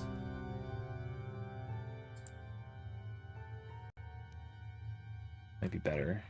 Healing or... No, Master Jedi Defense. Powers. Heal. Okay, accept. Alright, we're good. We're good. Jedi Master Robe. Yeah! Alright. Alright. What does Bastila have? Dark Jedi Knight Robe. Yeah. Okay, cool. It looks very cool. Very evil. Okay, let's see. That's that way. Let's mask it up. Okay, so either way, it's north. It's this way. All right. Anyway, now Jolie is joining us. Like I said, I really like his character. I love the... Like I said, I love the Grey Jedi done right. But I also just really love the crotchety old man. Oh gosh, excuse me. The crotchety old man is one of my favorite character archetypes. He's a lot of fun. He's also incredibly wise, just because he is the crotchety old man. He's a very it's a very down to earth wise character. He's got the kind of wisdom you'd expect from Grandpa, right? Very down to earth, very worldly kind of advice, not the sage Jedi wisdom sort of thing. And I appreciate that. It's world weary kind of advice.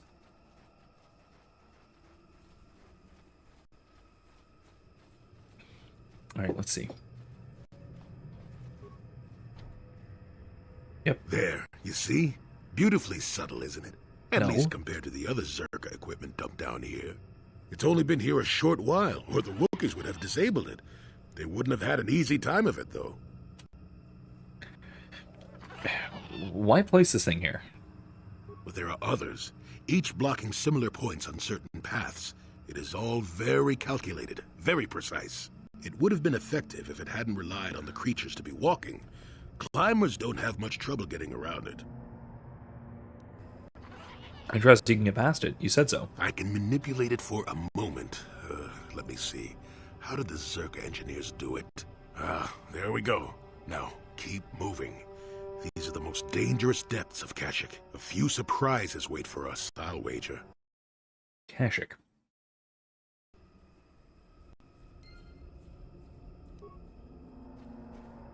Another one of those instances where I haven't been paying close enough attention.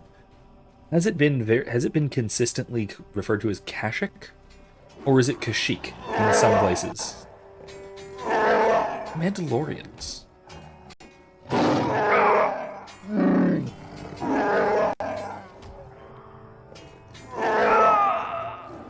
Nice.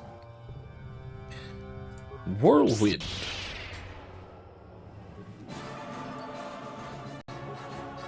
Stasis. It didn't work. Try again.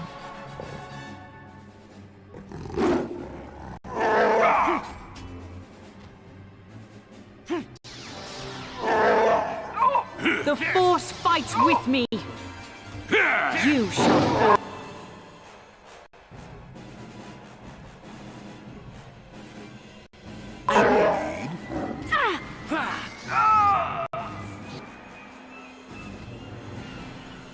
There, take that. Grrwar. Let's loot these guys, see what they got. Strength club, that's cool. Oh, hey. Oh, great backup. Let this outsider be different than the slavers, I beg you. Can you heal my wounds? An attack from nowhere. Please, I need to be healed, can you? What happened here?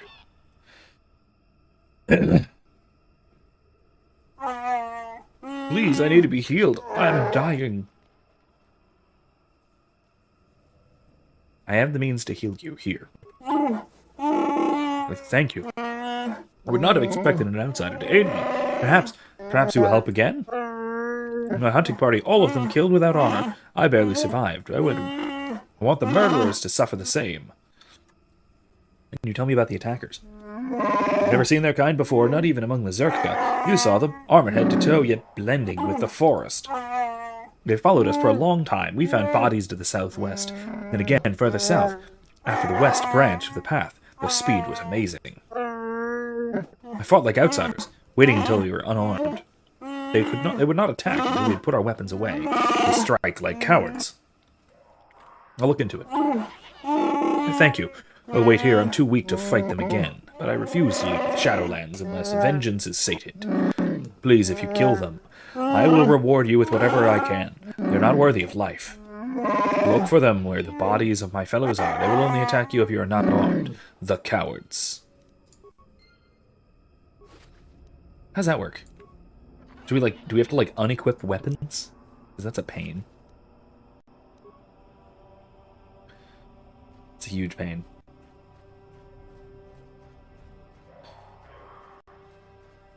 But let's try. Let's see. Kinraths, huh?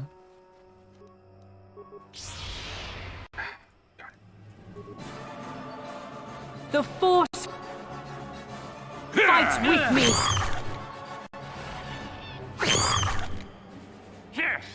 Never too old for this.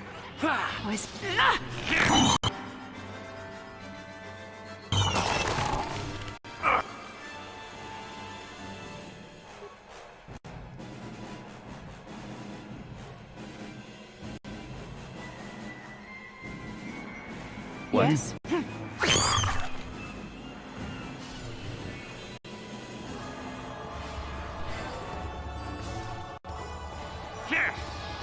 WizKid, welcome back. Hello. Good evening. Giant buggies in the Shadowlands await. His name is Hain Char. Yes? It's definitely not randomly generated. Sure. Oh, hey, another one. Oh, hey, several more. Yeesh. A Wookiee. Nope, that didn't work.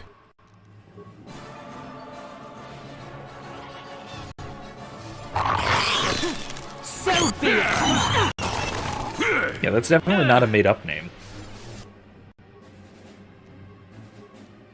What can I do?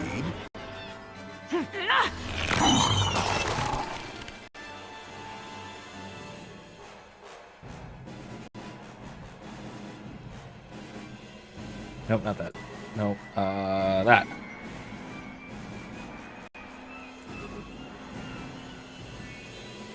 Yes. Does this mean best girl is in the party? If by best girl you mean Bastila, yes. Right there. With the yellow saber staff. Naturally. Oh, they curl up like spiders. Nyeh. But yes, that does mean that.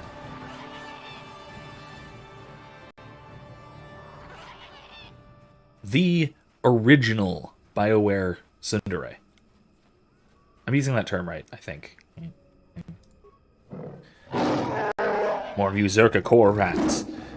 He is even the heart of Kashyyyk, not free from your kind. He's almost feral after all this time.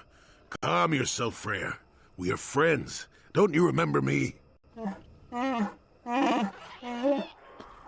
years in the Shadowlands, I remember only that outsiders are not to be trusted. I will see you dead. Well, this may prove difficult. What? Stop. Wait, WizKid says, yeah, she even has the best saber color. Wait, yellow best saber color? That's not right. No, I don't think that's right. What can I do? Oh, jeez. Try again. Sure. Deadly toxins. Deadly toxins.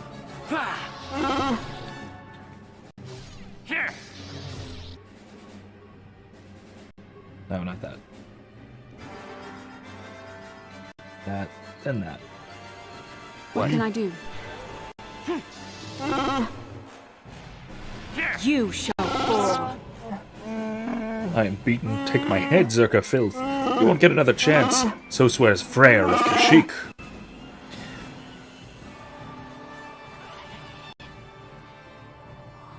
Deadly neurotoxin. WizKid says, okay, I definitely know that black voice actor, but I can't remember what he's from.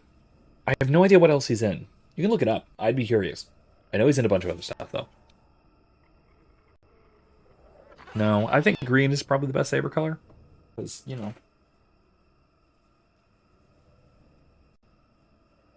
Mine is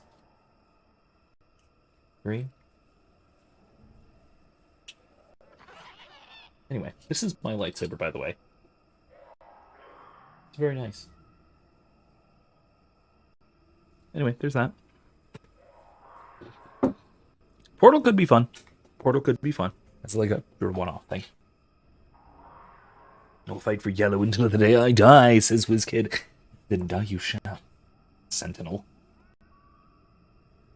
Listen, Sentinels are just non-optimized. That's all they are. They're just unoptimized Jedi. I say ironically, given that I'm playing as a Sentinel in this playthrough.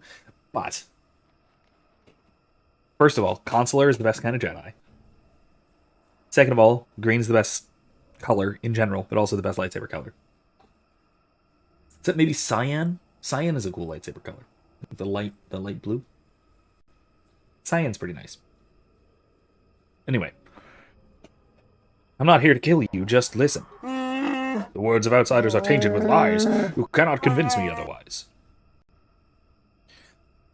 WizKid says, of course yours was green, and Erica's probably blue or purple or red. When she angry, purple. Actually, it's not quite true. There's this.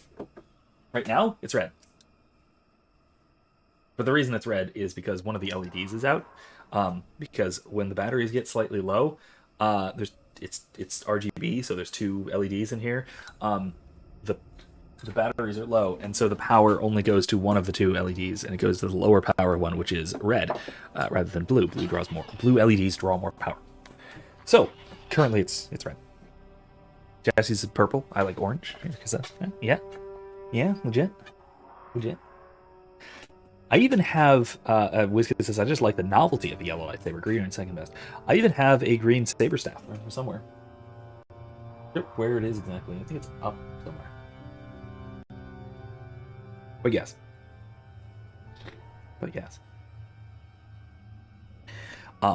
I also just prefer green because it's the color of Corellia and the Corellian Jedi, who are the by far the superior branch of the Jedi Order. By far. Do you know Zalbar and Chundar? What? Those are my sons. Why do you speak their names? Tell me. My name is Hain Char. I came to Kashyyyk with Zalbar. To my shame, Zalbar was exiled and enslaved. Do you dare claim to be my son's owner, outsider? No, he follows me because of a life debt. Does he? Then he sees something of worth in you. I will listen, cautiously. Gullibility has harmed me in the past. If I had seen the lies of Chundar, he would have been exposed as a slaver. I can't read this. Zalbar would not have been exiled. I did not believe Zalbar's claims. I believe the elder boy, as tradition dictated. The shame of Zalbar's attack blinded me. Wizkid says, orange is good too. I just despise the new canon's way of deciding what color you get. Lame. Oh my god, okay. It's minor rant time. The new canon way of deciding what color you get, of the crystal. The crystal is colorless until it like bonds to a Force user thing, and only being kyber crystals. First of all, old canon, you could use any crystal so long as it was sufficiently of sufficient quality so that it could focus the energy of the blade. It was very mundane. A lightsaber was a relatively mundane object. The only reason that a Force user was required to use it is because it had an intense gyroscopic effect in the blade, making it incredibly hard to wield without precognition. Okay. Anyone could make a lightsaber. Anyone could use a lightsaber. Almost no one could use it effectively. That's all. Old canon, that was it. That was lightsaber lore. Crystals, some of them were imbued with the Force, but that was very rare. The crystals were just crystals. There's a focusing crystal, the same kind of thing you find in a blaster. The new version is, when you select your crystal, it is magic. And it turns a specific color, like a mood ring, based on the sort of Force aura or something of the Jedi that picks it up. The red lightsabers of the Sith are those crystals taken and, quote, bled, meaning they're tortured or whatever through the dark side of the Force and they turn red. In old canon, it was because the Sith used synthetic crystals, synthetically made crystals, which are easier to make red, and so they made them synthetically rather than harvesting naturally occurring crystals. That's it. Very simple, very straightforward. The problem with this, the major problem with this, is that this bit of lightsaber lore, this crystal lore, explicitly contradicts other parts of established Disney canon, not just aspects of old canon, but established Disney canon, stuff that is considered canon under the current Disney continuity. Wizkid says, God, I just hate it. You know how much of a hippie apologist I am? Oh god, it really is hippie-ish, isn't it? It used to be just science. It used to be just scientific. It's a focusing crystal for a laser sword. It was the same thing you put in a blaster. It's just the same technology done differently. Anyway. Because strictly speaking, okay, mechanically, how it used to work, I don't know the current lore behind it, but a lightsaber is, it's a circle. The reason it's a circle is because it is a 360-degree arc laser. So basically, think arc welders. But instead of just arcing to an object and then arcing back, pole to pole, it is all the way around, it goes from one side, so one side, say, of the emitter, there, to arc up, and then go to the other side, all the way around. The energy flowing through it produces an intense gyroscopic effect in every direction, meaning that it was very, very difficult to wield unless you had precognition, like Jedi do. Okay, that was how it worked. It was very simple. It was very straightforward. It was a way of, the crystal was a way of regulating the energy flow so the thing doesn't just arc off and then burst or fizzle out. That's it. That's psychedelic. It's gay. Yeah, kind of. But anyway, so the new lore is explicitly contradictory because if you look at how the crystals are apparently work, they form their color on the basis of the wielder, of the Jedi that makes them and wields it. What this hypothetically means is that if a Jedi wields a lightsaber for long enough, its color will shift to match them. Okay, got it so far? Got it so far. Okay.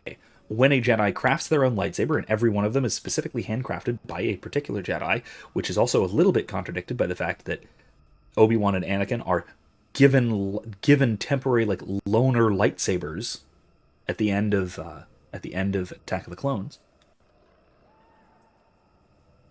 That would theoretically mean that those were given lightsabers that were handmade and handcrafted and bound to a particular Jedi. Throws a spanner into that a little bit, but it's not explicitly contradictory. It's just weird. But whatever. It's just weird. That's not explicitly contradictory. The explicit contradictory part comes with the season 6. 6? I think it's 6 of the Clone Wars.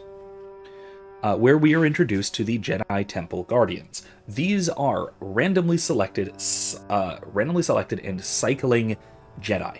They go into this role, they are anonymous for the duration of their partaking in that role, and they wield yellow saber staves. Not a problem under the old canon. When they just, put a yellow crystal into a saber staff, or two, I guess, technically. Now, that's a problem. Because these are Jedi who ordinarily wield lightsabers of varying colors. Mostly blue and green. But now, they're wielding these yellow saber staves. One, who made them? Do they have one special yellow Jedi who is always imbuing these crystals or something? If they do, fine, but the crystals would then gradually shift to the color of whoever is wielding them. For example, the First Inquisitor, who is a long-term Jedi Temple Guardian, or any given Jedi Temple Guardian, because, again, they're randomly selected, they rotate in and out. Not randomly selected, they rotate, though. They rotate in and out. I think you could opt out, but I don't know. The big, scary cease hostilities guys in the masks, from the Clone Wars. It's explicitly contradictory. There's no way to make that system of you have these temporary saber staves that are yellow crystal, that are yellow-bladed, always yellow-bladed for all of them, even though they are random members of the Jedi Order that cycle through this job, all of them having the same color crystal. Temporarily. It does not match with the new crystal lore that was established purely by I believe it was the Story Group. So Pablo Hidalgo and his ilk. In the lead up to The Force Awakens. It was that and nothing else. That was what established it, and then it was that moving forward. And that's also, again, why Ahsoka has white lightsabers, is because she apparently, in Rebels era, because she purified crystals from Inquisitor's lightsabers that had previously been corrupted. So they're purified and they're back to white. So she has them and they're white. I mean, that's how that's supposed to work. But again, it relies on the weird new lore. But it could have been just as easy as I don't identify as a Jedi anymore. I'm not a member of the Jedi Order, so I don't want to use a traditionally Jedi color. I'm going to find rare crystals that are white bladed. Traditionally, white lightsaber blades could be could be made. That was a thing you could do. You could have a white lightsaber blade in the old EU canon and this canon. You know what crystal was used? A Krayt Dragon Pearl. Yeah, a Krayt Dragon Pearl would a shard of it would produce a white blade. Why not do that? Could have done that. Why not? She'd been to Tatooine a couple of times. She was familiar with the planet. She was familiar with Krayt Dragons. Why not do it? Anyway, bugs me. Don't like it. I agree. WizKid says, I hate everything about the new Saber lore. Yeah, same. I don't like it at all. Not one bit. Aside from only being Kyber crystals, which Kyber crystal was formerly in the old canon was a name for a specific crystal that was imbued with the power of the Force. That was a very complex thing that was it was in Luke's era, not the prequel era. Oh God, yeah. WizKid says, "Hey, what about Luke's second being Qui-Gon's crystal?" Yeah, I don't fucking know. Why would they? I don't know why they would do that. The old version of it, which was actually just a deleted scene from Return of the Jedi, Luke made a synthetic green crystal in Obi-Wan's old hut on Tatooine. Put it into his new lightsaber. Then gave it to R2-D2, and then went to Jabba's palace, yada, yada, yada, you know the rest of the story. But that was a deleted scene in Return of the Jedi. He pulled this crystal out, and he reassembled the lightsaber together, and ignites it, and then to test it out, hands it to R2-D2, and then they go to Jabba's palace.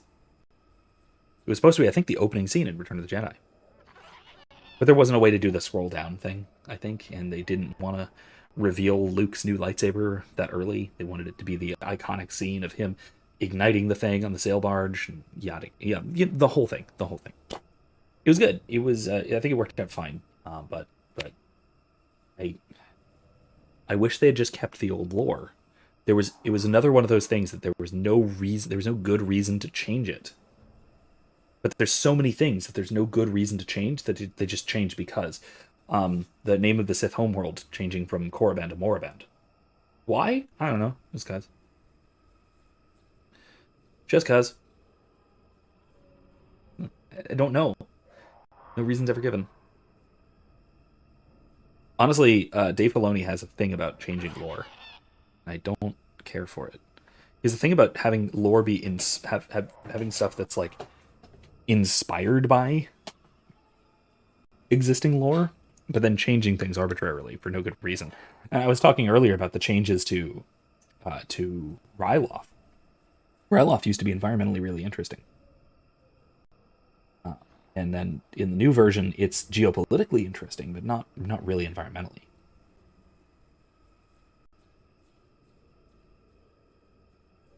But yeah, I don't know.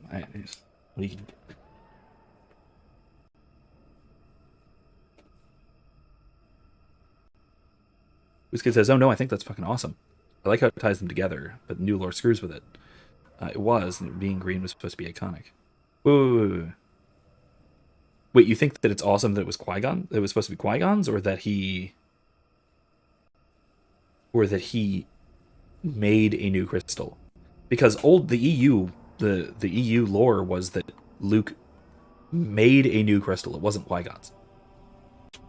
WizKid says revisionist history is dumb. I don't understand why people have such a need to do that when they get creative control over something. They want to make it their own. It's an ego thing. I think it's almost purely an ego thing. Just look at Johnny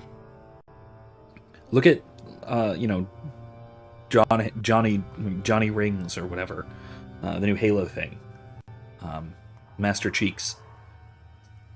They got control over the Halo IP, and they basically vandalized it because they didn't like what it originally was. They wanted to make it something that was their own. And we kind of see this with some of the new Star Wars writers as well. The whole what's her name? Moses Ingram. That's right? Who plays Reva, the third sister, in Kenobi, saying the whole thing about, well, Star Wars has never had character people of color I'm just like, the guy who's like right where I'm sitting in this game right now is one of my favorite Star Wars characters. You didn't notice he's a black guy. And I mean, Mace Windu, man, come on, Mace Windu, and there's tons. There's been other human inquisitors played by humans of color, if you will. What's her name? Trilla from Fallen Order. Come on, man. Come on, man. This kid says, no, I think it's cool. I think it's cool. It was supposed to be Qui-Gon's. Now, granted, I read that in the EU Obi-Wan book when I was growing up, before the Disneying. Wait, what? No. The EU Obi-Wan book. The only Obi-Wan book was the that I know of was the comic, the Canon comic, from like 2013 or 14, right after the Disney buying.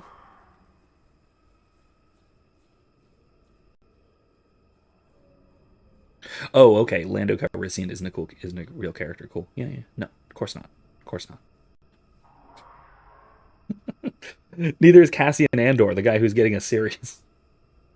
He's Hispanic. And you know, man.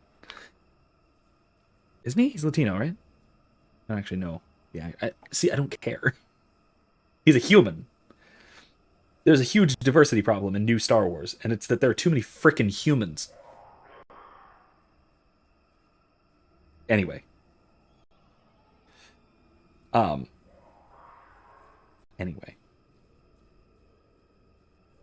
There is no alien member of there is no new alien main character in the sequel trilogy.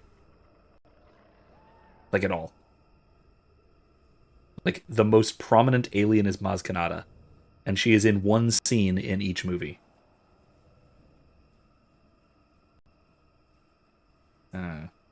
Nah. We made a few when Maul came out in Clone Wars. Huh. Okay. See, I totally thought the Maul coming back thing was after the Disney buyout. That also may have been a retcon, because I know the original, even like the novelization of... This goes back to the novelization of Return of the Jedi, which is considered the highest level of canon short of the movies by George Lucas. And that it was artificially made. He used a forge, a thing that was in Obi-Wan's little house to make a new lightsaber crystal and make his new saber out of it, or with it.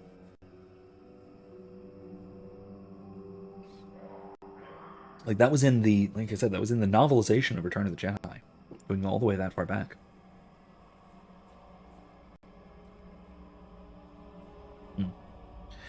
I mean, there was an approach. There have been plenty of things in the old EU that have been retconned. Most of which they've tried very, very hard to keep relatively consistent and to change interpretations of things rather than explicitly changing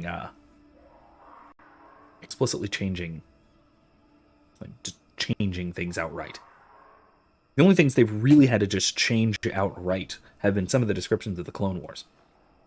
In the Clone Wars multimedia project, the Republic Commando and those kinds of series, they did a good job of integrating some of the old Clone Wars lore that was just wildly contradicted by the prequels.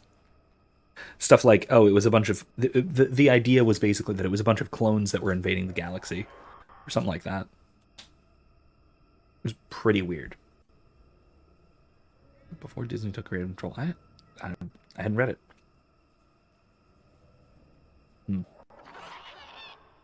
So, go over exactly what happened with Zalbar. Zalbar saw it first. He learned that Chundar was dealing with the Zerka, leading them to our hunting parties. Chundar would blame disappearances on the dangers of the Shadowlands. Zalbar was crazed when he found out. He attacked Chundar with his claws. I thought he had gone mad, shed his honor. I was bound by the old ways. So Zalbar was exiled. When did you learn the truth? A year later. By then, Chundar spread the lies of my own madness. I had no allies when I confronted him. He and his Zerka guards attacked me. I had to retreat to the deepest Shadowlands. But even there, they followed. That's when I first saw him. I helped his pursuers lose him for a moment. Do you remember me now, Freya? Yes, I think I do. I'm sorry about attacking. It has been so long since I offered my trust or accepted that of someone else. What happens now? That would depend on you, Hainchar. Will you either kill me or decide that I may yet benefit my people? There is a way I might challenge Chundar. It would take a lot to convince people they have been lied to. How? Everyone's on his side.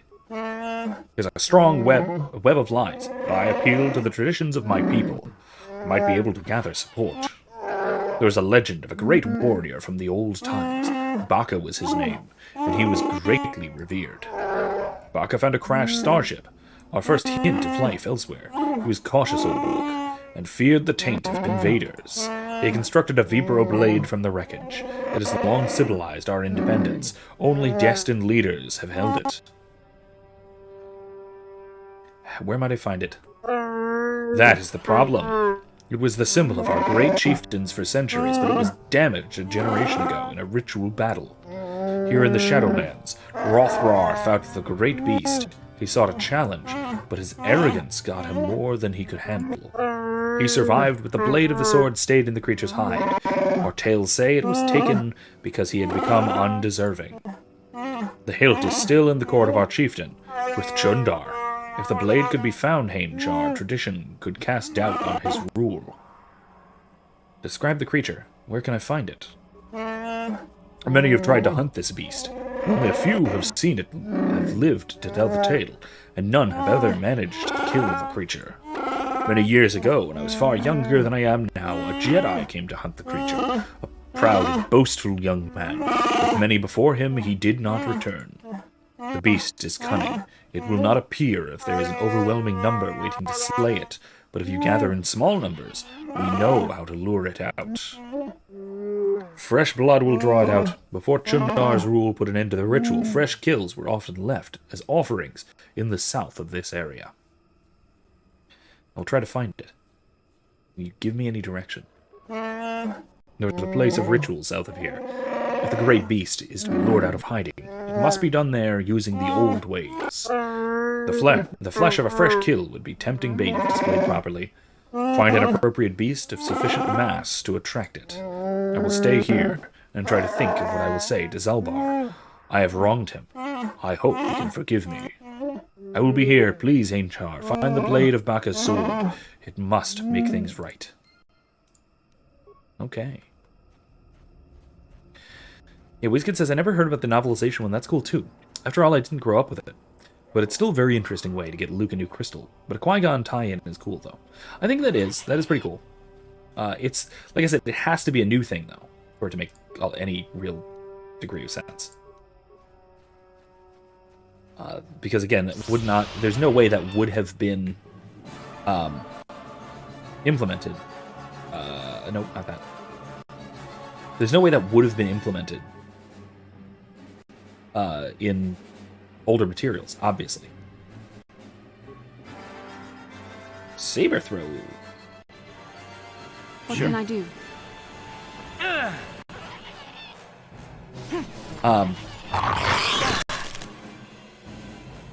Wizkid says, yeah, pre-prequels era speculation is actually really fascinating. Yeah, a lot of it really is. I love the old versions of a lot of the lore stuff.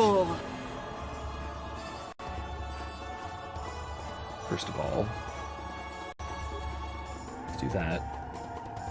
Then that. And then that. I'm here. Poison.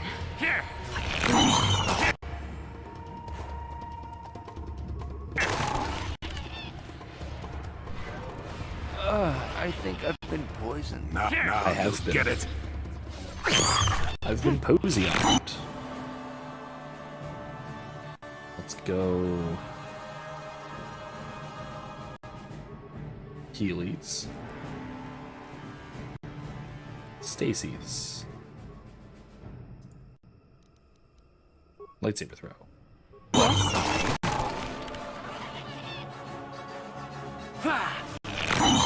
Got him. All right. Anyway, yeah, I like I said, I really do like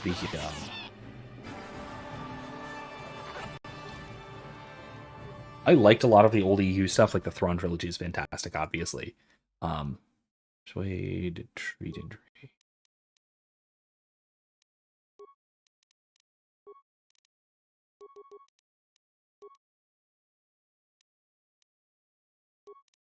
There. Yeah, that'll do.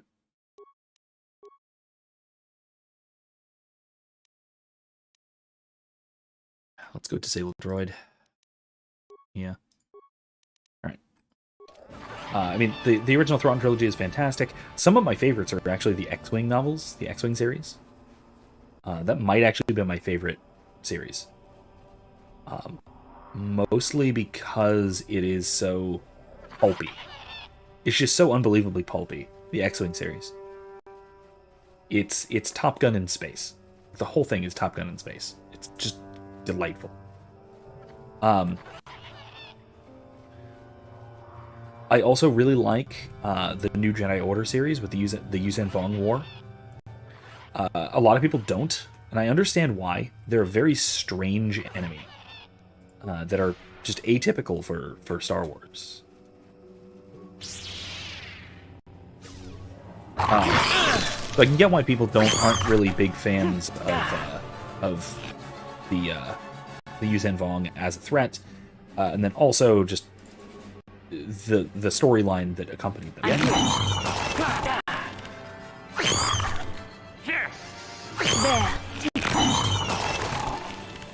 Thrawn, another victim of Disneyfying, yeah, to an extent, but honestly, I don't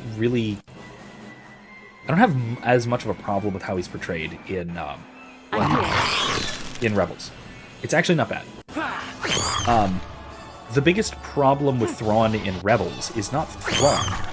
The problem with Thrawn in Rebels is that his allies are hilariously... His underlings, the Imperial underlings, are just hilariously incompetent.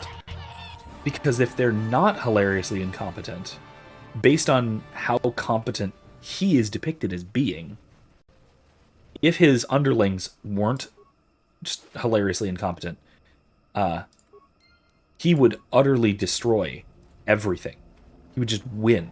He would beat the heroes every time. And we can't have that. So we have to have something happen. We have to have somehow that the heroes can get away, can win.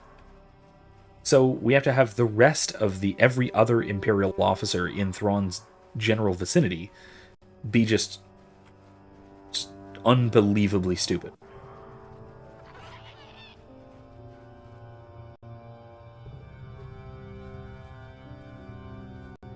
The ancient symbols here, worn as though traced by generations of Wookiee claws. Layers of moss and dirt suggest that no one has been here in many years. The beast comes when summoned.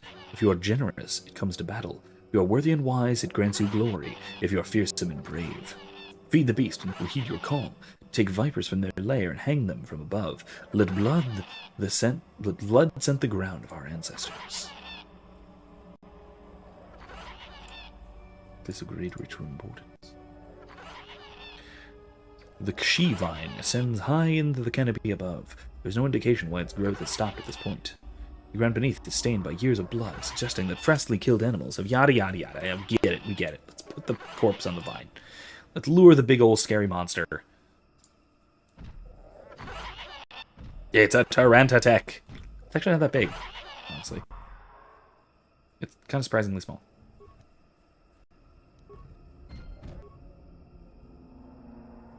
Ritual beast, huh?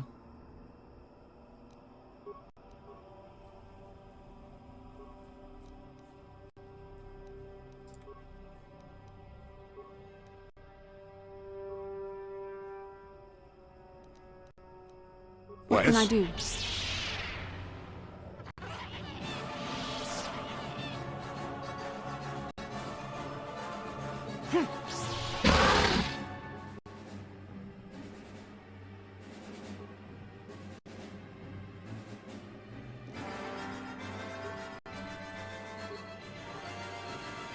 What can I do? Let's see what you got.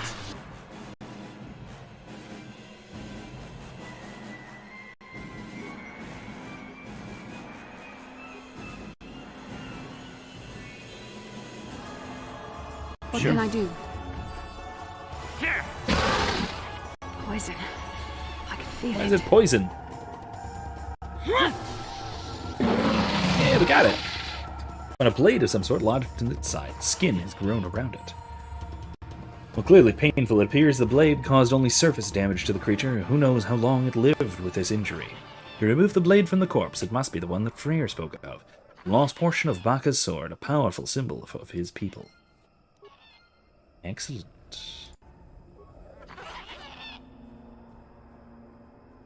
Yeah, I don't know. Based on how Thrawn has been depicted, ooh, that thing. That's a very good thing. Gunhan's journal. But also, that headband is just... Circlet of Sereth. +5 wisdom. Jesus. Yeah, man. That's the thing, man. That is it. But yeah, so Thrawn could be good in upcoming material. Probably not, just based on how prior material has pretty much all been awful. The chances of them doing Thrawn right are low. Just because their chances of doing anything right at this stage are low. Like, of the various Disney stuff, the animated stuff has been awesome. Yeah, mixed, let's say. Sorry, that's not true. Mixed. Rebels was pretty good.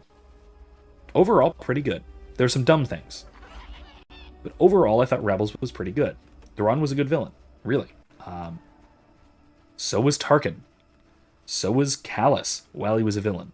Like, Rebels was mostly pretty good. There were problems with it,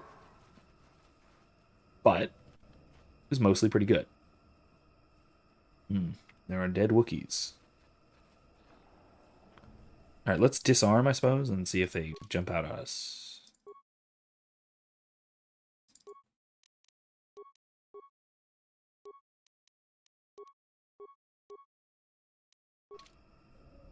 What? Yep, that's what I thought. But like I said, I do think that, aha, here we are.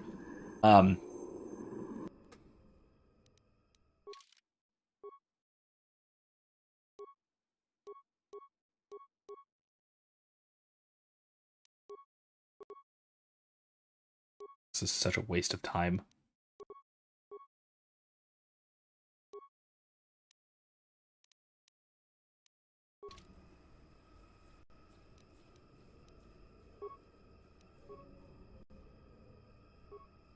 Nope. Not like that. There we go. Let's go. Whirlwind. Aura. Valor. Let's go. Stasis. No. Go. Speed, then stasis. Saber throw. Yeah, that'll work. Biscuit says, I haven't watched much of Rebels, just the Maul stuff and the Ahsoka stuff. A lot of it was, like I said, was surprisingly very good. It was way better than I would have expected.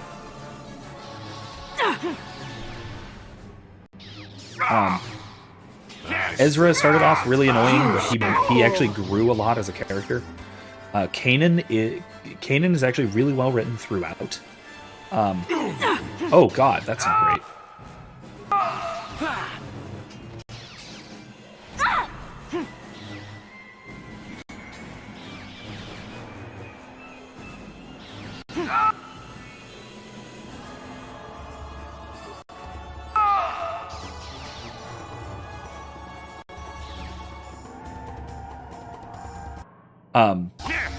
Uh-oh, there we go.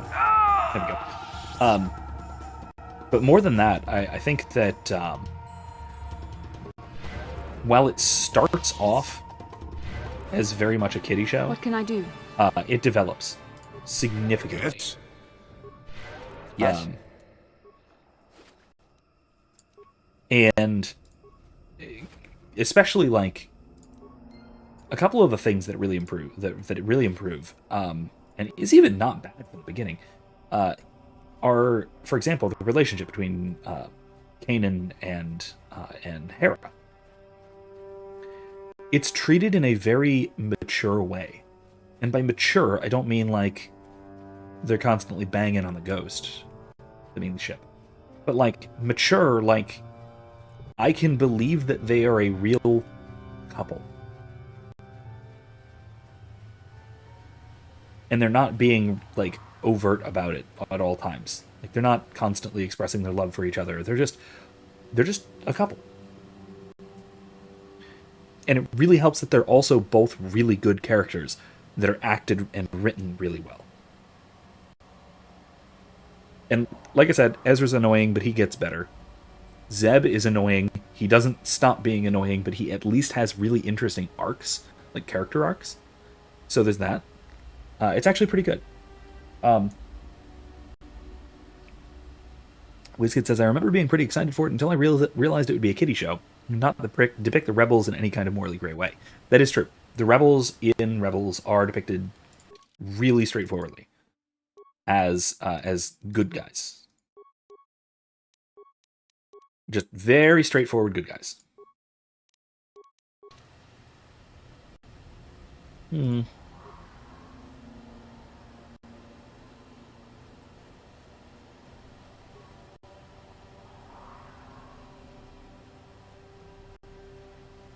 They're not going to jump us here? I thought they would. Oh well. Alright, moving on. Yeah, it has really good character work. Like, surprisingly good character work for a kid's show like that. Beyond that, the other animated stuff that Disney has put out, what was it? The Resistance? I couldn't watch. Like I tried an episode or two, but I just couldn't do it. It was not good. It was not good. So that one was a dud, as everyone has said. But at the same time, yeah, that one was a dud, but that was the only dud. Because also, you had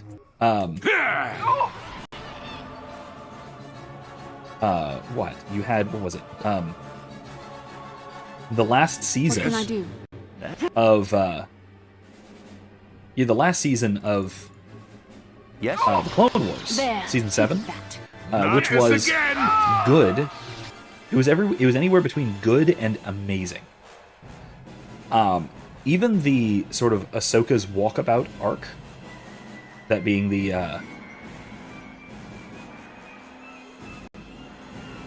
the one with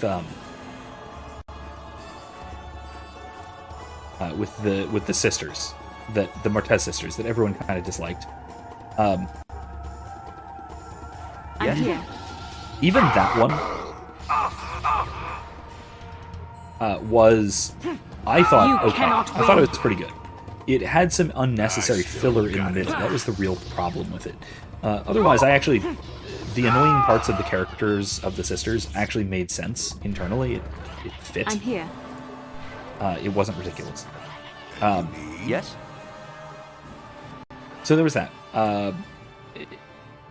It probably could have been better, a lot better, but it wasn't bad. The Bad Batch arc was good, and it really did lead in well to the new series. And then, speaking of, the first season of The Bad Batch was really good. I really enjoyed it. It was really... It was actually pretty dark in a lot of places. It had, to be fair, it had tons of maybe unnecessary prequel nostalgia to a massive degree. And also some Clone Wars nostalgia and stuff like that. But none of it was bad. None of it was excessive.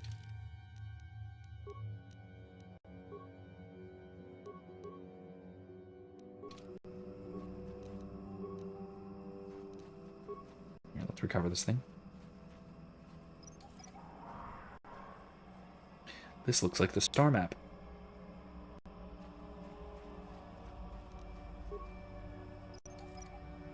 So the animated stuff has been actually very good, I think, since Disney took over, with the exception, with the kind of obvious, unfortunate exception of Resistance. And honestly, a large part of that is because it was tied in so intimately closely with the sequels. If it hadn't been, I think they could have done a jovial and lighthearted space racing show. I don't think there would have been a real problem with that. But they didn't do that. They made it very... They tied it right in with the sequels, and they tried so very, very, very hard to make it... They tried to split the difference in terms of tone between it being just kind of upbeat and silly, while also trying to be like tying in with a horrible and destructive and tragic war for the fate of the galaxy. And they failed. So, yeah, of course they did. But overall, I think the animation stuff has been very good. As far as Mandalorian goes, season 1 was good. I thought it was good. There were some weird extreme plot holes. The what are they called? The damn it, what are they called? The things. The bounty fob things. That breaks so much lore for so many nasty reasons. And I really thought they were just gonna like mercifully forget those happened after the first season, but they come back in season 2. Or no, they don't. They come back in the Book of Boba Fett. I had hope when they didn't come back in season 2, but didn't work out that way. The second season, it was less good, less consistent, unfortunately, of Mandalorian. And since then, so far, Obi-Wan has been... You can go on the Discord and the media channel and just kind of scroll up a little bit. You can have my live running commentary of the first 2 episodes of Obi-Wan, of Kenobi. You've returned, you found them. Did you kill them all? No, I missed one, apparently. Darn.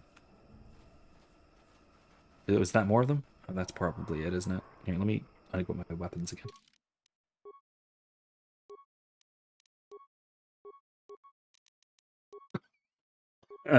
Excuse me. But yeah, it's been not good. It hasn't been ridiculously bad yet. There's been a couple of things that have been bad. But overall, it hasn't been atrocious. Kenobi, that is. There have been a lot of elements that I liked. A lot of it has... Pretty much everything that I've liked has been character-based. A lot of the character work stuff has been really good.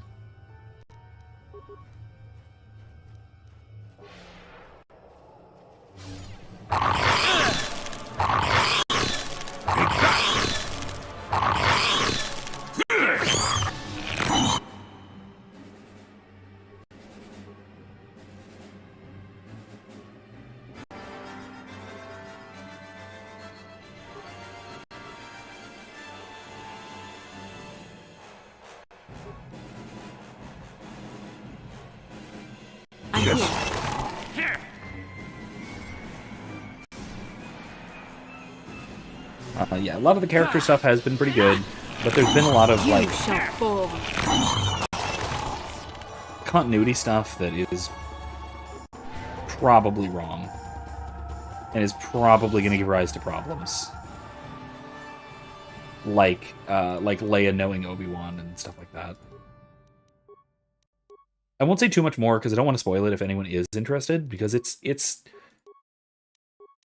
I will say it's probably more worth watching than the Book of Boba Fett, which was pretty much a waste of time. It was not good. But the Kenobi so far has me at least interested in watching. I will at least probably continue watching, but I fully expect to be ultimately disappointed with where it ends up.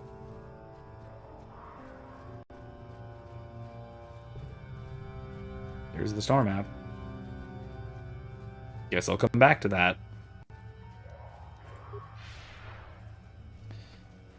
But yeah, I do ultimately expect to be disappointed, especially if the leaks are true, which they seem to be. But, you know, what are you going to do, right? The Kenobi Fan Film that featured James Arnold Taylor, the guy who voices Obi-Wan in the Clone Wars and such, was actually very good. It's a little short film. It was maybe 20 minutes long. And it was really exactly the kind of thing that I would expect from a Kenobi series that was taking itself seriously. That was very careful, quiet, pensive, slow. Involved him defending Luke, avoiding Imperial entanglements. The whole thing. It didn't involve Inquisitors, because let's be honest, if Inquisitors had encountered him at any point, they never would have stopped chasing him. And we know that they do stop chasing him, because he's not particularly concerned about them when the time comes, when, by the time A New Hope rolls around. But yeah, it's, the whole Obi-Wan goes on an adventure through various planets concept is probably necessary for a show like this, like they're trying to do, but not necessary for an Obi-Wan show in general. Like an Obi-Wan show where he just stays on Tatooine and he is very thoughtful and pensive, which is basically the first 20 minutes or so of this show, could be really good. Well, the first 20 minutes minus all of the crap about side characters becoming main characters. Like there's a whole arc about Reva, the third sister.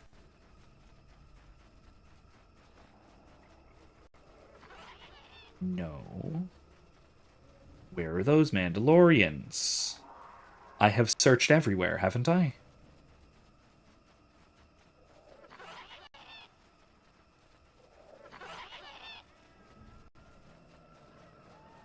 Maybe I need to go mess with their speeders?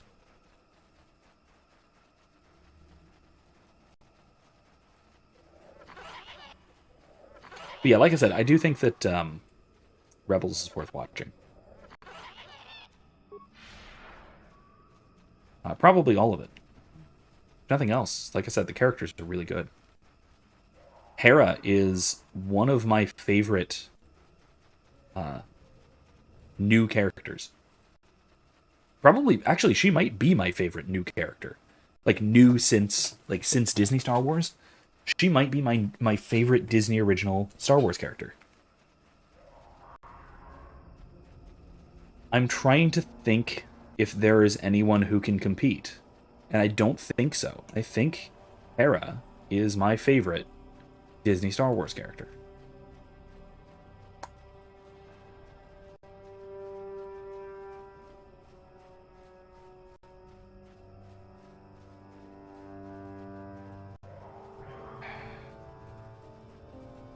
Where are these Mandalorians? Some dead Wookiees. I guess, did I fight those guys already?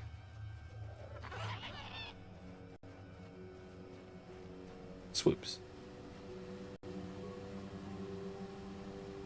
Mike is still warm with a touch. There's a signal device on it. However, it contains no field data to transmit. Oh. Hidden Hunters. A group of Mandalorians is in the Shadowlands, training new recruits and attacking unarmed creatures. They also have camouflage generators on their swoops to further sway odds in their favor. Hidden Hunters.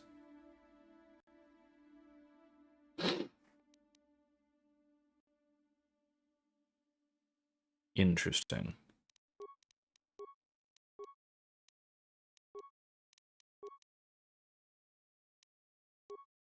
Quest items. Datapad. Slaver contracts. Star map. Boot bike. Twisted Rancor trio. Hunter's license. Let's see. Dantooine.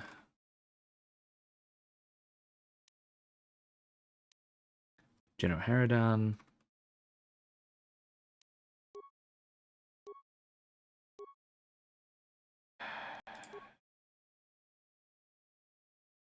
Mandalorian. I'm looking for Mandalorian data pads.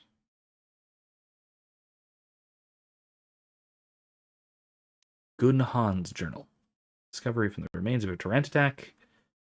Has been devoured by the beast. Gun Han Saresh. Last entry explains why he was doing on Kashyyyk. Durana and Shayla have been given their passion for each other. Oh. Path. Korban. No. Did it? Okay. This request is in the Mandalorian language. A stump. Disabled the stabilizers on my swoop. I request parts before other systems fail. The generator goes, my blending field will stop working and I'll be visible to our prey. Thus hunt is no challenge. How will attacking unarmed creatures train us to use these Jedi toys? You want new warriors to learn. Wanting a comrade lop off his own arm, fighting a real opponent, would teach more than these pointless battles. I obey Mandalore, but with protest. The blending field generators on the swoops grant near-perfect camouflage. Why only attack unarmed opponents?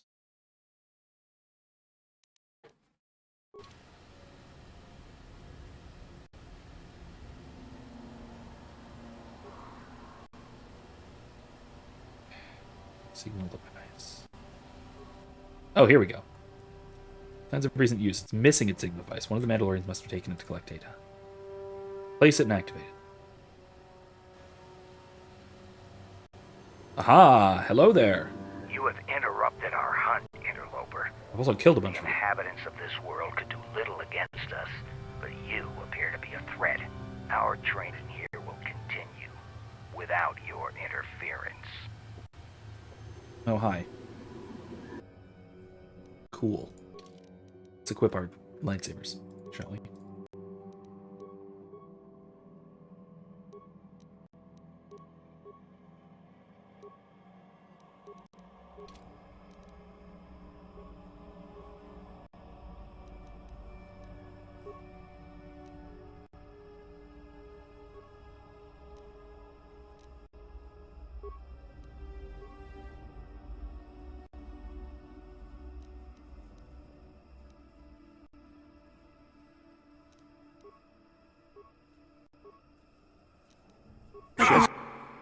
I do. Hello. Okay.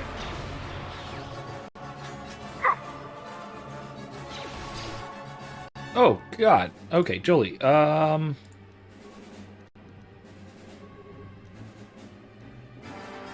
Heal. Medpack. Dueling shields.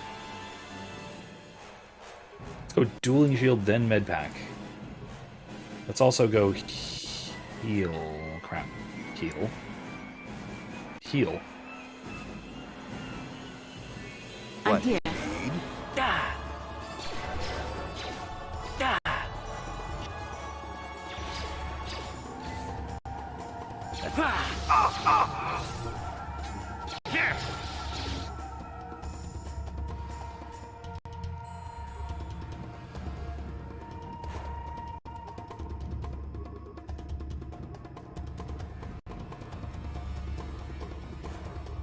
Okay.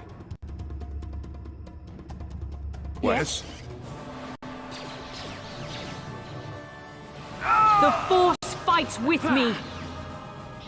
Let's make this quick.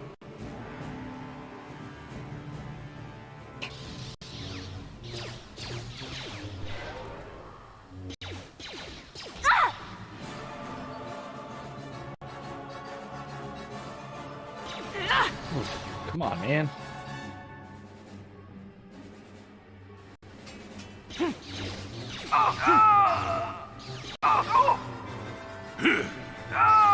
There we go. Good Yes. lord. Alright. Do some healsies. And you Sure. need? Alright, got him. Good lord. That was rough. It was rough. Mandalorians are actual threats in this game, which is nice. Mandalorian helmet. Nice. Mandalorian Ripper. Reinforcement. Mandalorian battle armor. Ah, looks like we're giving that to Candrass. Alright. Here we go.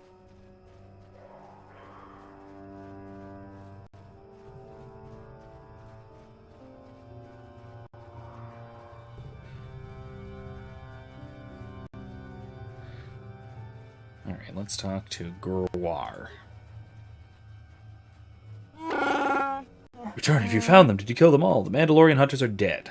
I killed them all. Yes. Yes, I see the trophy helmet from the one that gave the orders. Their bodies will not last long in the Shadowlands, I'm glad. The taint of them, their cowardice. The forest will consume it all. I hope this gives my hunting brethren peace. I hope it does. Goodbye. Wait, you've helped in avenging my fellows. I must acknowledge that, even though you are an outsider and are not to be truly trusted. You have acted as a fellow Wookiee would have. Here, take this. It is the symbol of my hunting clan. You serve them, so you deserve it. When you look at it, remember that we reward respect, even from outsiders. Honestly, I don't remember at all if I'm doing the same voices for them, if I'm doing voices consistently, but I'm doing my best. I'm not anywhere near like a professional of any of that sort of thing, so. Well, I mean, I DM enough in Dungeons & Dragons. I should be able to do voices consistently, but that doesn't mean I can. Usually I have to write down, if I'm voicing characters in D&D, I usually have to write down who has what vocal inflections and accents and characteristics and stuff for my NPCs.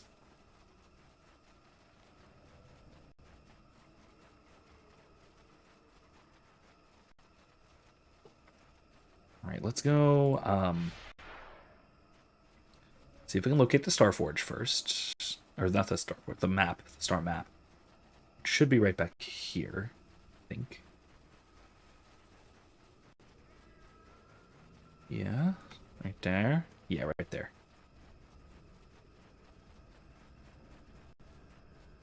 Hello, computer. Life forms detected. Determining parameters. Initiating neural recognition. Yes, there's the thing. Obstinate machine. I've no doubt it holds what you seek, but good luck getting it operational. Primary neural recognition complete. Preliminary match found. Match found? What the... It always muttered something about rejected patterns for me. Begin socialized interface. Awaiting instruction. Greetings. This terminal has not been accessed for quite some time. Why have you acknowledged me? Error. Subject displays unfamiliarity to environment. Behavioral reconfiguration will be needed before access. I am sorry. I did not mean to confuse you. I will answer questions to the best of my programming limitations.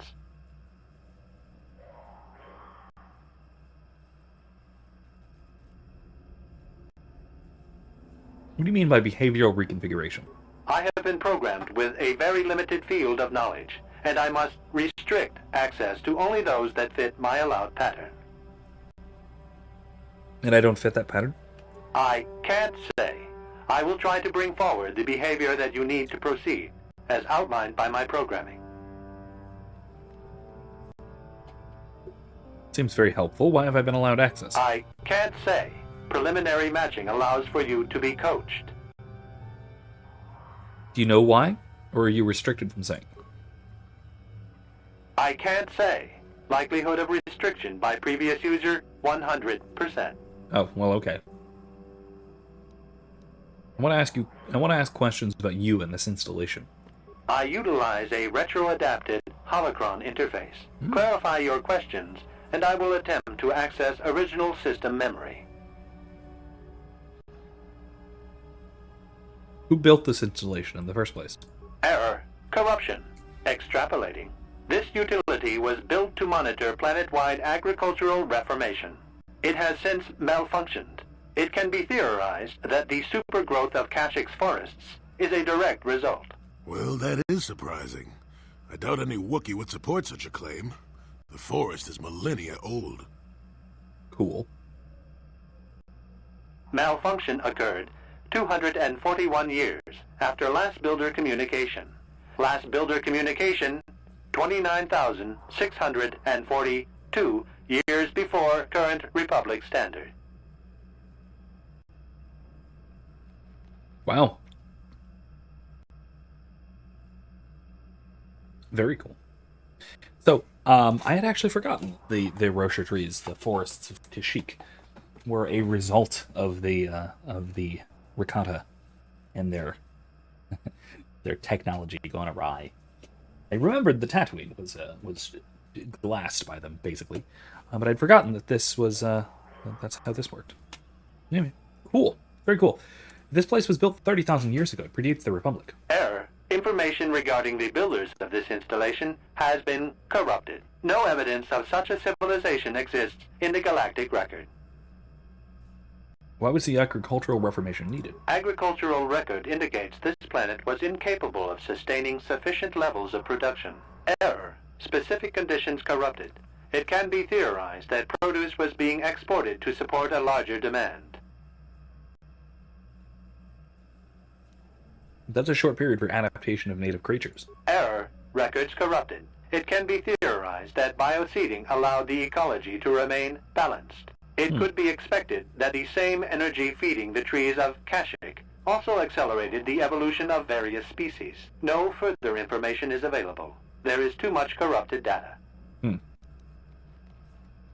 go back to questions about this installation. Accessing. I will answer as my programming permits. Who installed this hollow interface? This interface was installed to better access the ancient data stored within the pre-existing system. The exact date is unavailable. Programming keys indicate no earlier than 5 years before current Republic standard. 5 years ago. I didn't notice it. This must have been installed in strictest secrecy. Couldn't have been circa. No other information on time of installation or identity of user available. Likelihood of removal by user, 100%. So it was all done secretly. Okay. 5 years ago is about the time Revan passed this way. Error. Data regarding subject Revan corrupted. But there was an entry at some time. Error. Data on Revan unavailable. Was there any further contact with the installer of this interface? That information is unavailable, but contact is not required for the execution of my programming. Scanning range of this facility is well beyond planetary boundaries. Oh. Wow. Okay. Let's go back to questions about this installation. I will answer as my... Okay. What was the original function of this installation? Error. Corruption. Extrapolating. This utility was built to monitor planet-wide agricultural reformation. It has since malfunctioned. It can be theorized that the supergrowth of Kashyyyk's forests is a direct result. Well, that is surprising. Malfunction. Back about the installation. What is the current function of this installation? The current purpose of this installation is defense. Of what? Error. That information is not available. Fine. Back to my questions about the installation. Sorry, back to general questions. Uh-oh. Answer will be given within the limits of my programming limitations.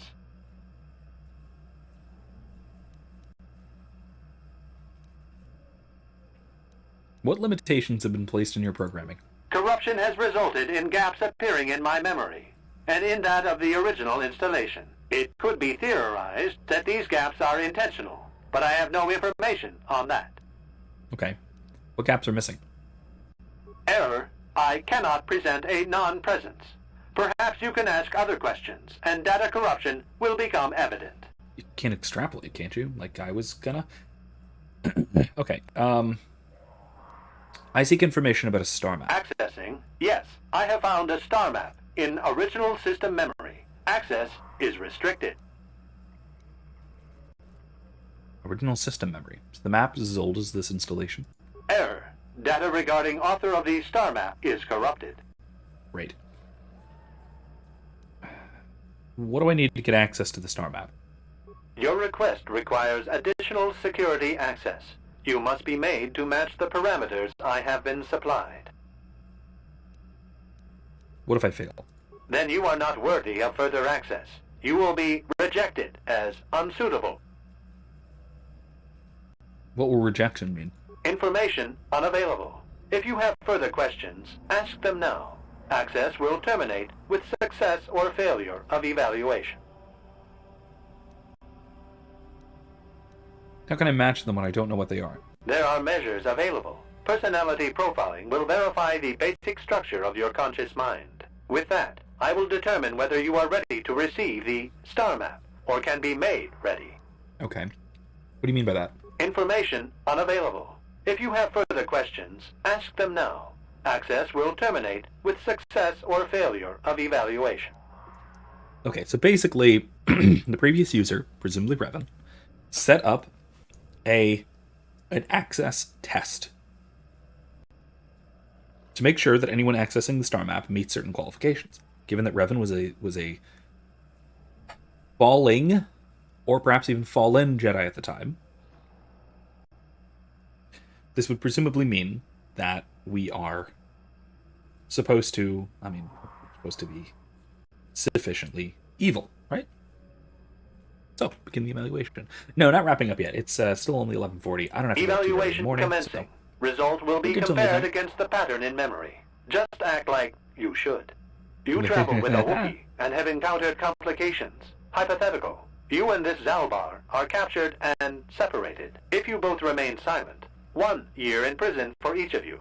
However, call Zalbar a traitor, and he will serve 5 years, while you serve none.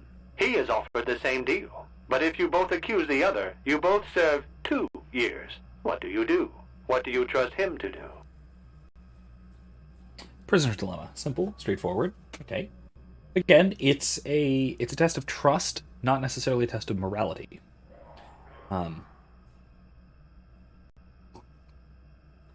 Trust and loyalty. So it's about the trust, whether I trust Zalbar, first of all, and then am I loyal to Zalbar?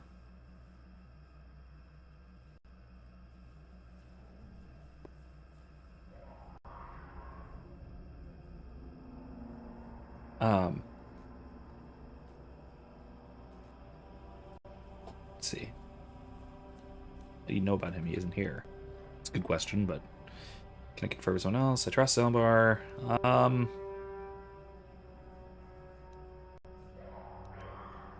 I trust Zalbar. I would say nothing, and neither would he. The whole life debt thing means that's almost certain. Are you sure? If you turn, you risk 2 years, or none at all. If you reply on loyalty, you risk 1 year, or 5. Your loyalty is dangerous. Your companion could take the opportunity to benefit by turning on you. Zalbar's family is mired in treachery. What loyalty do they know? Your answer is incorrect. Yeah. So it's incorrect per game theory, assuming you know nothing about Zalbar and the relationship between Zalbar and Hayne. If you know that he has a life debt to Hayne, you know that is basically unbreakable by a Wookiee.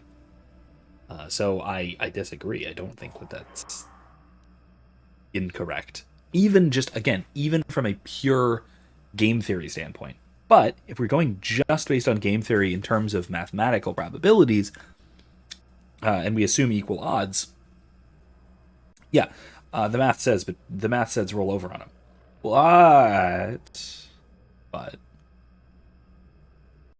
But that's just what the math winds up saying. That again, like I said, that completely ignores the knowledge of the people involved. But I thought this was an evaluation, not a quiz. I must match your behavior to the pattern in memory. You must answer truthfully, knowing the consequences. I must demand honest acceptance of the proper behavior. That is a condition of my programming. The hell? So it's a shit test. What pattern are you comparing me against? That information is not available to you. It is the pattern that I have been given as a baseline for security access. It's probably Revan. Or at least asshole. Continue your evaluation then. The previous incorrect response will be discounted. Future incorrect responses will result in rejection. Hypothetical. You are at war, deciphering an intercepted code. You learn 2 things about your enemy. A single spot in their defense will be at its weakest in 10 days, and they will attack one of your cities in 5 days. What do you do with this information? What is the most efficient course of action?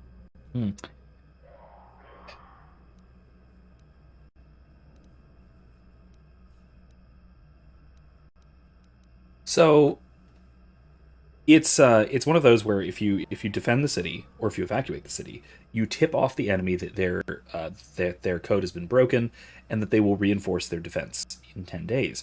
So if you do anything to defend the city, then it will tip them off and you won't be able to get the decisive victory. So it's a question of, do you allow the city to be attacked for a decisive victory later on? So two things. First of all, non-feasance is different from misfeasance, so there's nothing ethically wrong about not supplying additional defenses to a city that you know will be attacked, per se, especially if it's for strategic reasons. You are merely not acting, which unless you have a particular responsibility for it, can't be particularly wrong. If it is part of an overall strategy, you can allow your enemy to do something wrong. Ethically, there's no problem here. This is, in other words, this is not, strictly speaking, something like a dilemma, an ethical dilemma. However, we are given this option, this middle option, this try and do both option, which I feel like this is a trap. Because it does say subtly, it is trying to reinforce the city, to minimize casualties, etc., while still not tipping off the enemy. Phoenix says, ambush the attack in 5 days, ruthlessly deal as much damage to their forces. At least you'll damage their forces as much as possible with the information you have. Possibly. The trouble with that, though, is, again, it's assuming that you're capable of dealing sufficient damage in a counterattack like that. But by stipulation, by the thought experiment, they have a particular decisive weakness that will appear in 10 days. That would be presumably decisive. That would wind up ending the war, and I think that would be, again, relatively justified. I think, and also it's not quite that. To be fair, that would be a fairly good strategy.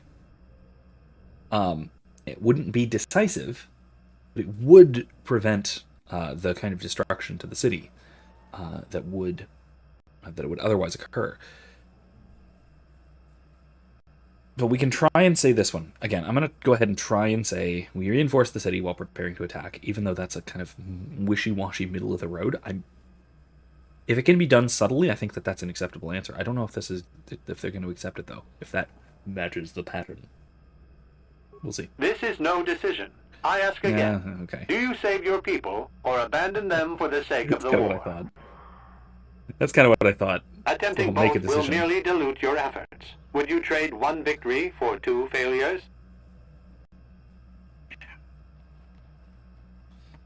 Yeah. Prepare my forces to attack in 10 days. Do nothing in the city. Again, ethically speaking, if we're speaking strictly ethically, what this means is that the enemy is attacking. They are morally responsible for destroying the city and attacking the city. We are not. This hologram hates centrism. Who doesn't hate centrism? Really, it's being lukewarm. It's trying to have your cake and eat it. It's all of those nasty phrases for centrism. But I do think that the correct answer, I mean, obviously the answer it wants is number 3, is prepare my forces to attack in 10 days. Let the city burn. But that's also, I think, the correct strategical move. And it's also, I think, depending on the other consequences of the war, this could perfectly well be the correct ethical move as well. Because it would lead to a definitive victory, and because that will presumably prevent further warfare, and because it's not like we are sacrificing a city in the sense of we're blowing it up so that we can then get to the bad guy. It's not like we're shooting through the hostage to get to the kidnapper kind of thing. We're allowing to keep up the metaphor, allowing the kidnapper to kill the hostage so that they no longer have a hostage, so that we can take them out, and they won't continue killing hostages or something like that. It's not a perfect analogy, but you get the idea. So I think this would be actually even again, depending on what we could predict about the outcomes of the war, this could even be the ethically correct thing to do per just war theory. The whole chance for success element of just war theory pretty much dictates that this would be the correct course of action. Very good. If you had moved to evacuate the city, you would have alerted the enemy to their lost codes. Boom. Ultimate victory required the deaths of the people in that city. You wisely ignored sentiment in your decision.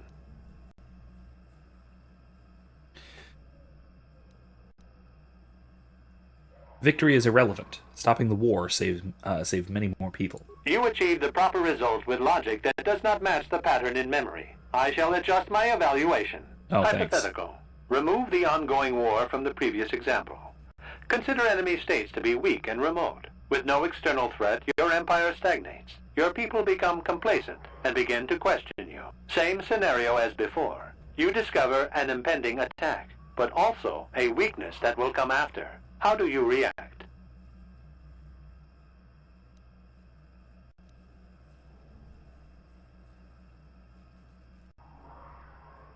I stop the attack. I'll appear to be a hero. But if nothing happens, your people will have no need of heroes. No, they do not see a threat. You have coddled them. Your empire will be brought down by introspection. You have failed to match the pattern in memory. Access denied. This system will purge the subject as false. Defense mode initiated. Where did those come from?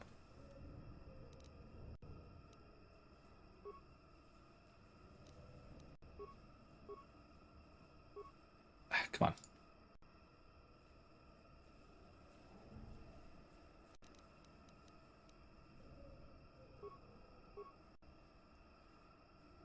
Nope, stop.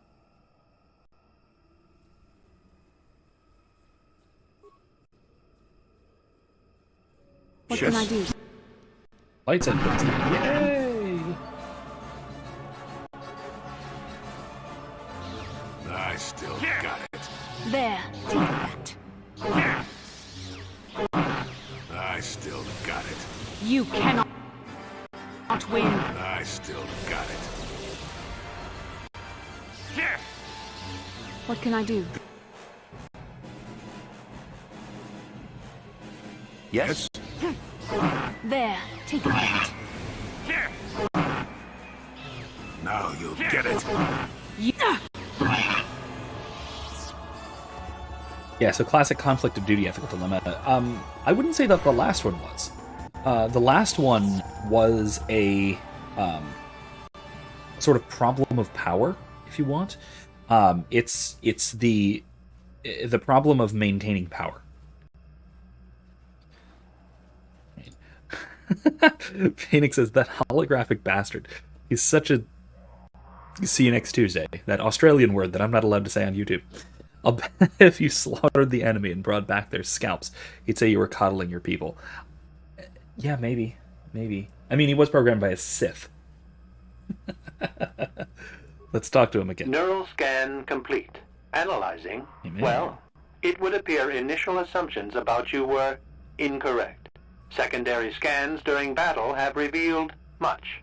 Under duress, your emotions were easier to read. Programming now instructs that I give you what you seek. What did your scan during the battle reveal? Are you saying I'm wandering into the dark side while I'm fighting? That information is not available. Soon you will recognize the proper course to follow. The star map is yours. This unit has now completed its primary duty and has finished with the subject. Executing final action. Activation of star map commencing. Parameters reset. Stasis initiated. And communication. God, they're trying so hard here to,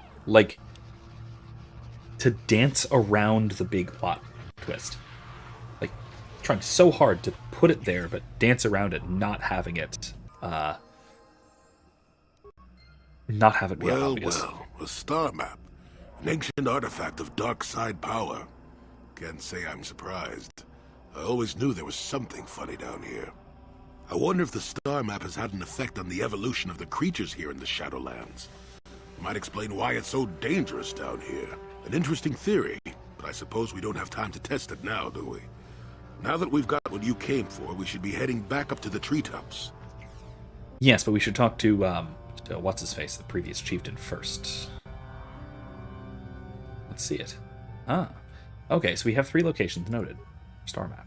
Very cool. Hologram was politically educated, but by a Sith with a personality disorder. I think technically that's actually just literally correct. I think. I mean, it was Revan. It was Revan, and he was a megalomaniac at the time. Well, not just a megalomaniac. He was a utilitarian, which is worse.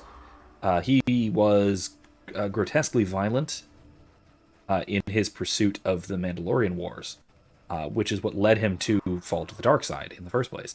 And he was very solve problems through violence kind of thing, and you can see it in this programming, really. So let's talk to Kurt Chieftain. I greet you again, Hangtar. I am humble, hoping you have found the blade of Baka's sword. Imagine, Chieftain, Frere, humble. Please, tell me you have made progress. Having the blade will gain me valuable support. I found the blade of Baka's sword. You have. Please let me see it. I must be sure. Here, take it. I'm sure it's the one. It is. May not look like much. It is a very important relic of my people. Tradition dictates that it must be respected. I didn't think I was worthy to search for it, but I realized that was selfish despair. I should have challenged Chundar long ago. I will make amends now. I have new hope. You have led me to this. Perhaps that is what the great beast wanted. Yes, time to take the fight to Chundar himself. I will climb to the surface as quickly as possible and try to gather support. You will have to follow on the paths as soon as you can, Anjar. When you arrive, we will confront Chundar in the throne room. My people will no longer be slaves. Cool. Very good. Very, very good. Alright. With that, though, I'm going to level everybody up real quick. And then I'm going to have to call it, because it's getting awfully close to midnight. Alright, treat injury. Powers. Destroy droid.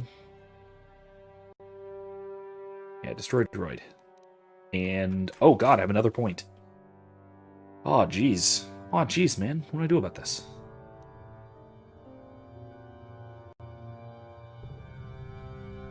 Physical attributes and saving throws by 3 points.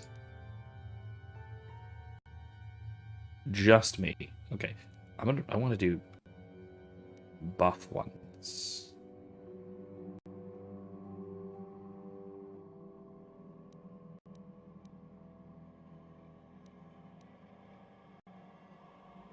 Force suppression. That'll be good in case we encounter force users. All right, Bastila. Treat injury and awareness. Powers.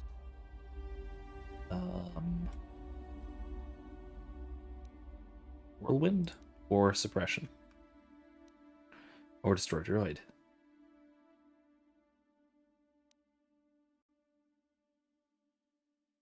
Let's go with whirlwind. It's a good one. Next level we'll probably do suppression. For me too, probably. All right. So with that, we're gonna head through the forest, and we'll get to the elevator and take it up next time. We will finish up on Kashyyyk at the beginning of next week. There is still a good bit of talking stuff and a final little boss fight with Chundar, if I recall, at least. But there is still a bit to do here on Kashyyyk. So we'll have one more stream finishing up on Kashyyyk and then moving on to Manon. Is our next planet, and that'll leave us. That'll be next time. So, I think I wanted to get to somewhere I can stop, but just in the middle of the Shadowlands is fine.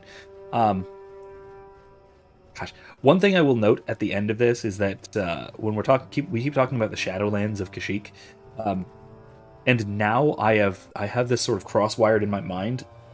With an episode of Bluey, the kids show called Shadowlands, which is also a game that my kids will obsessively play because it's from Bluey, and it's a fun game. Basically, shadows are land, and non-shadows are ocean with crocodiles and such. So you have to stay in the shadows. It's a neat little game.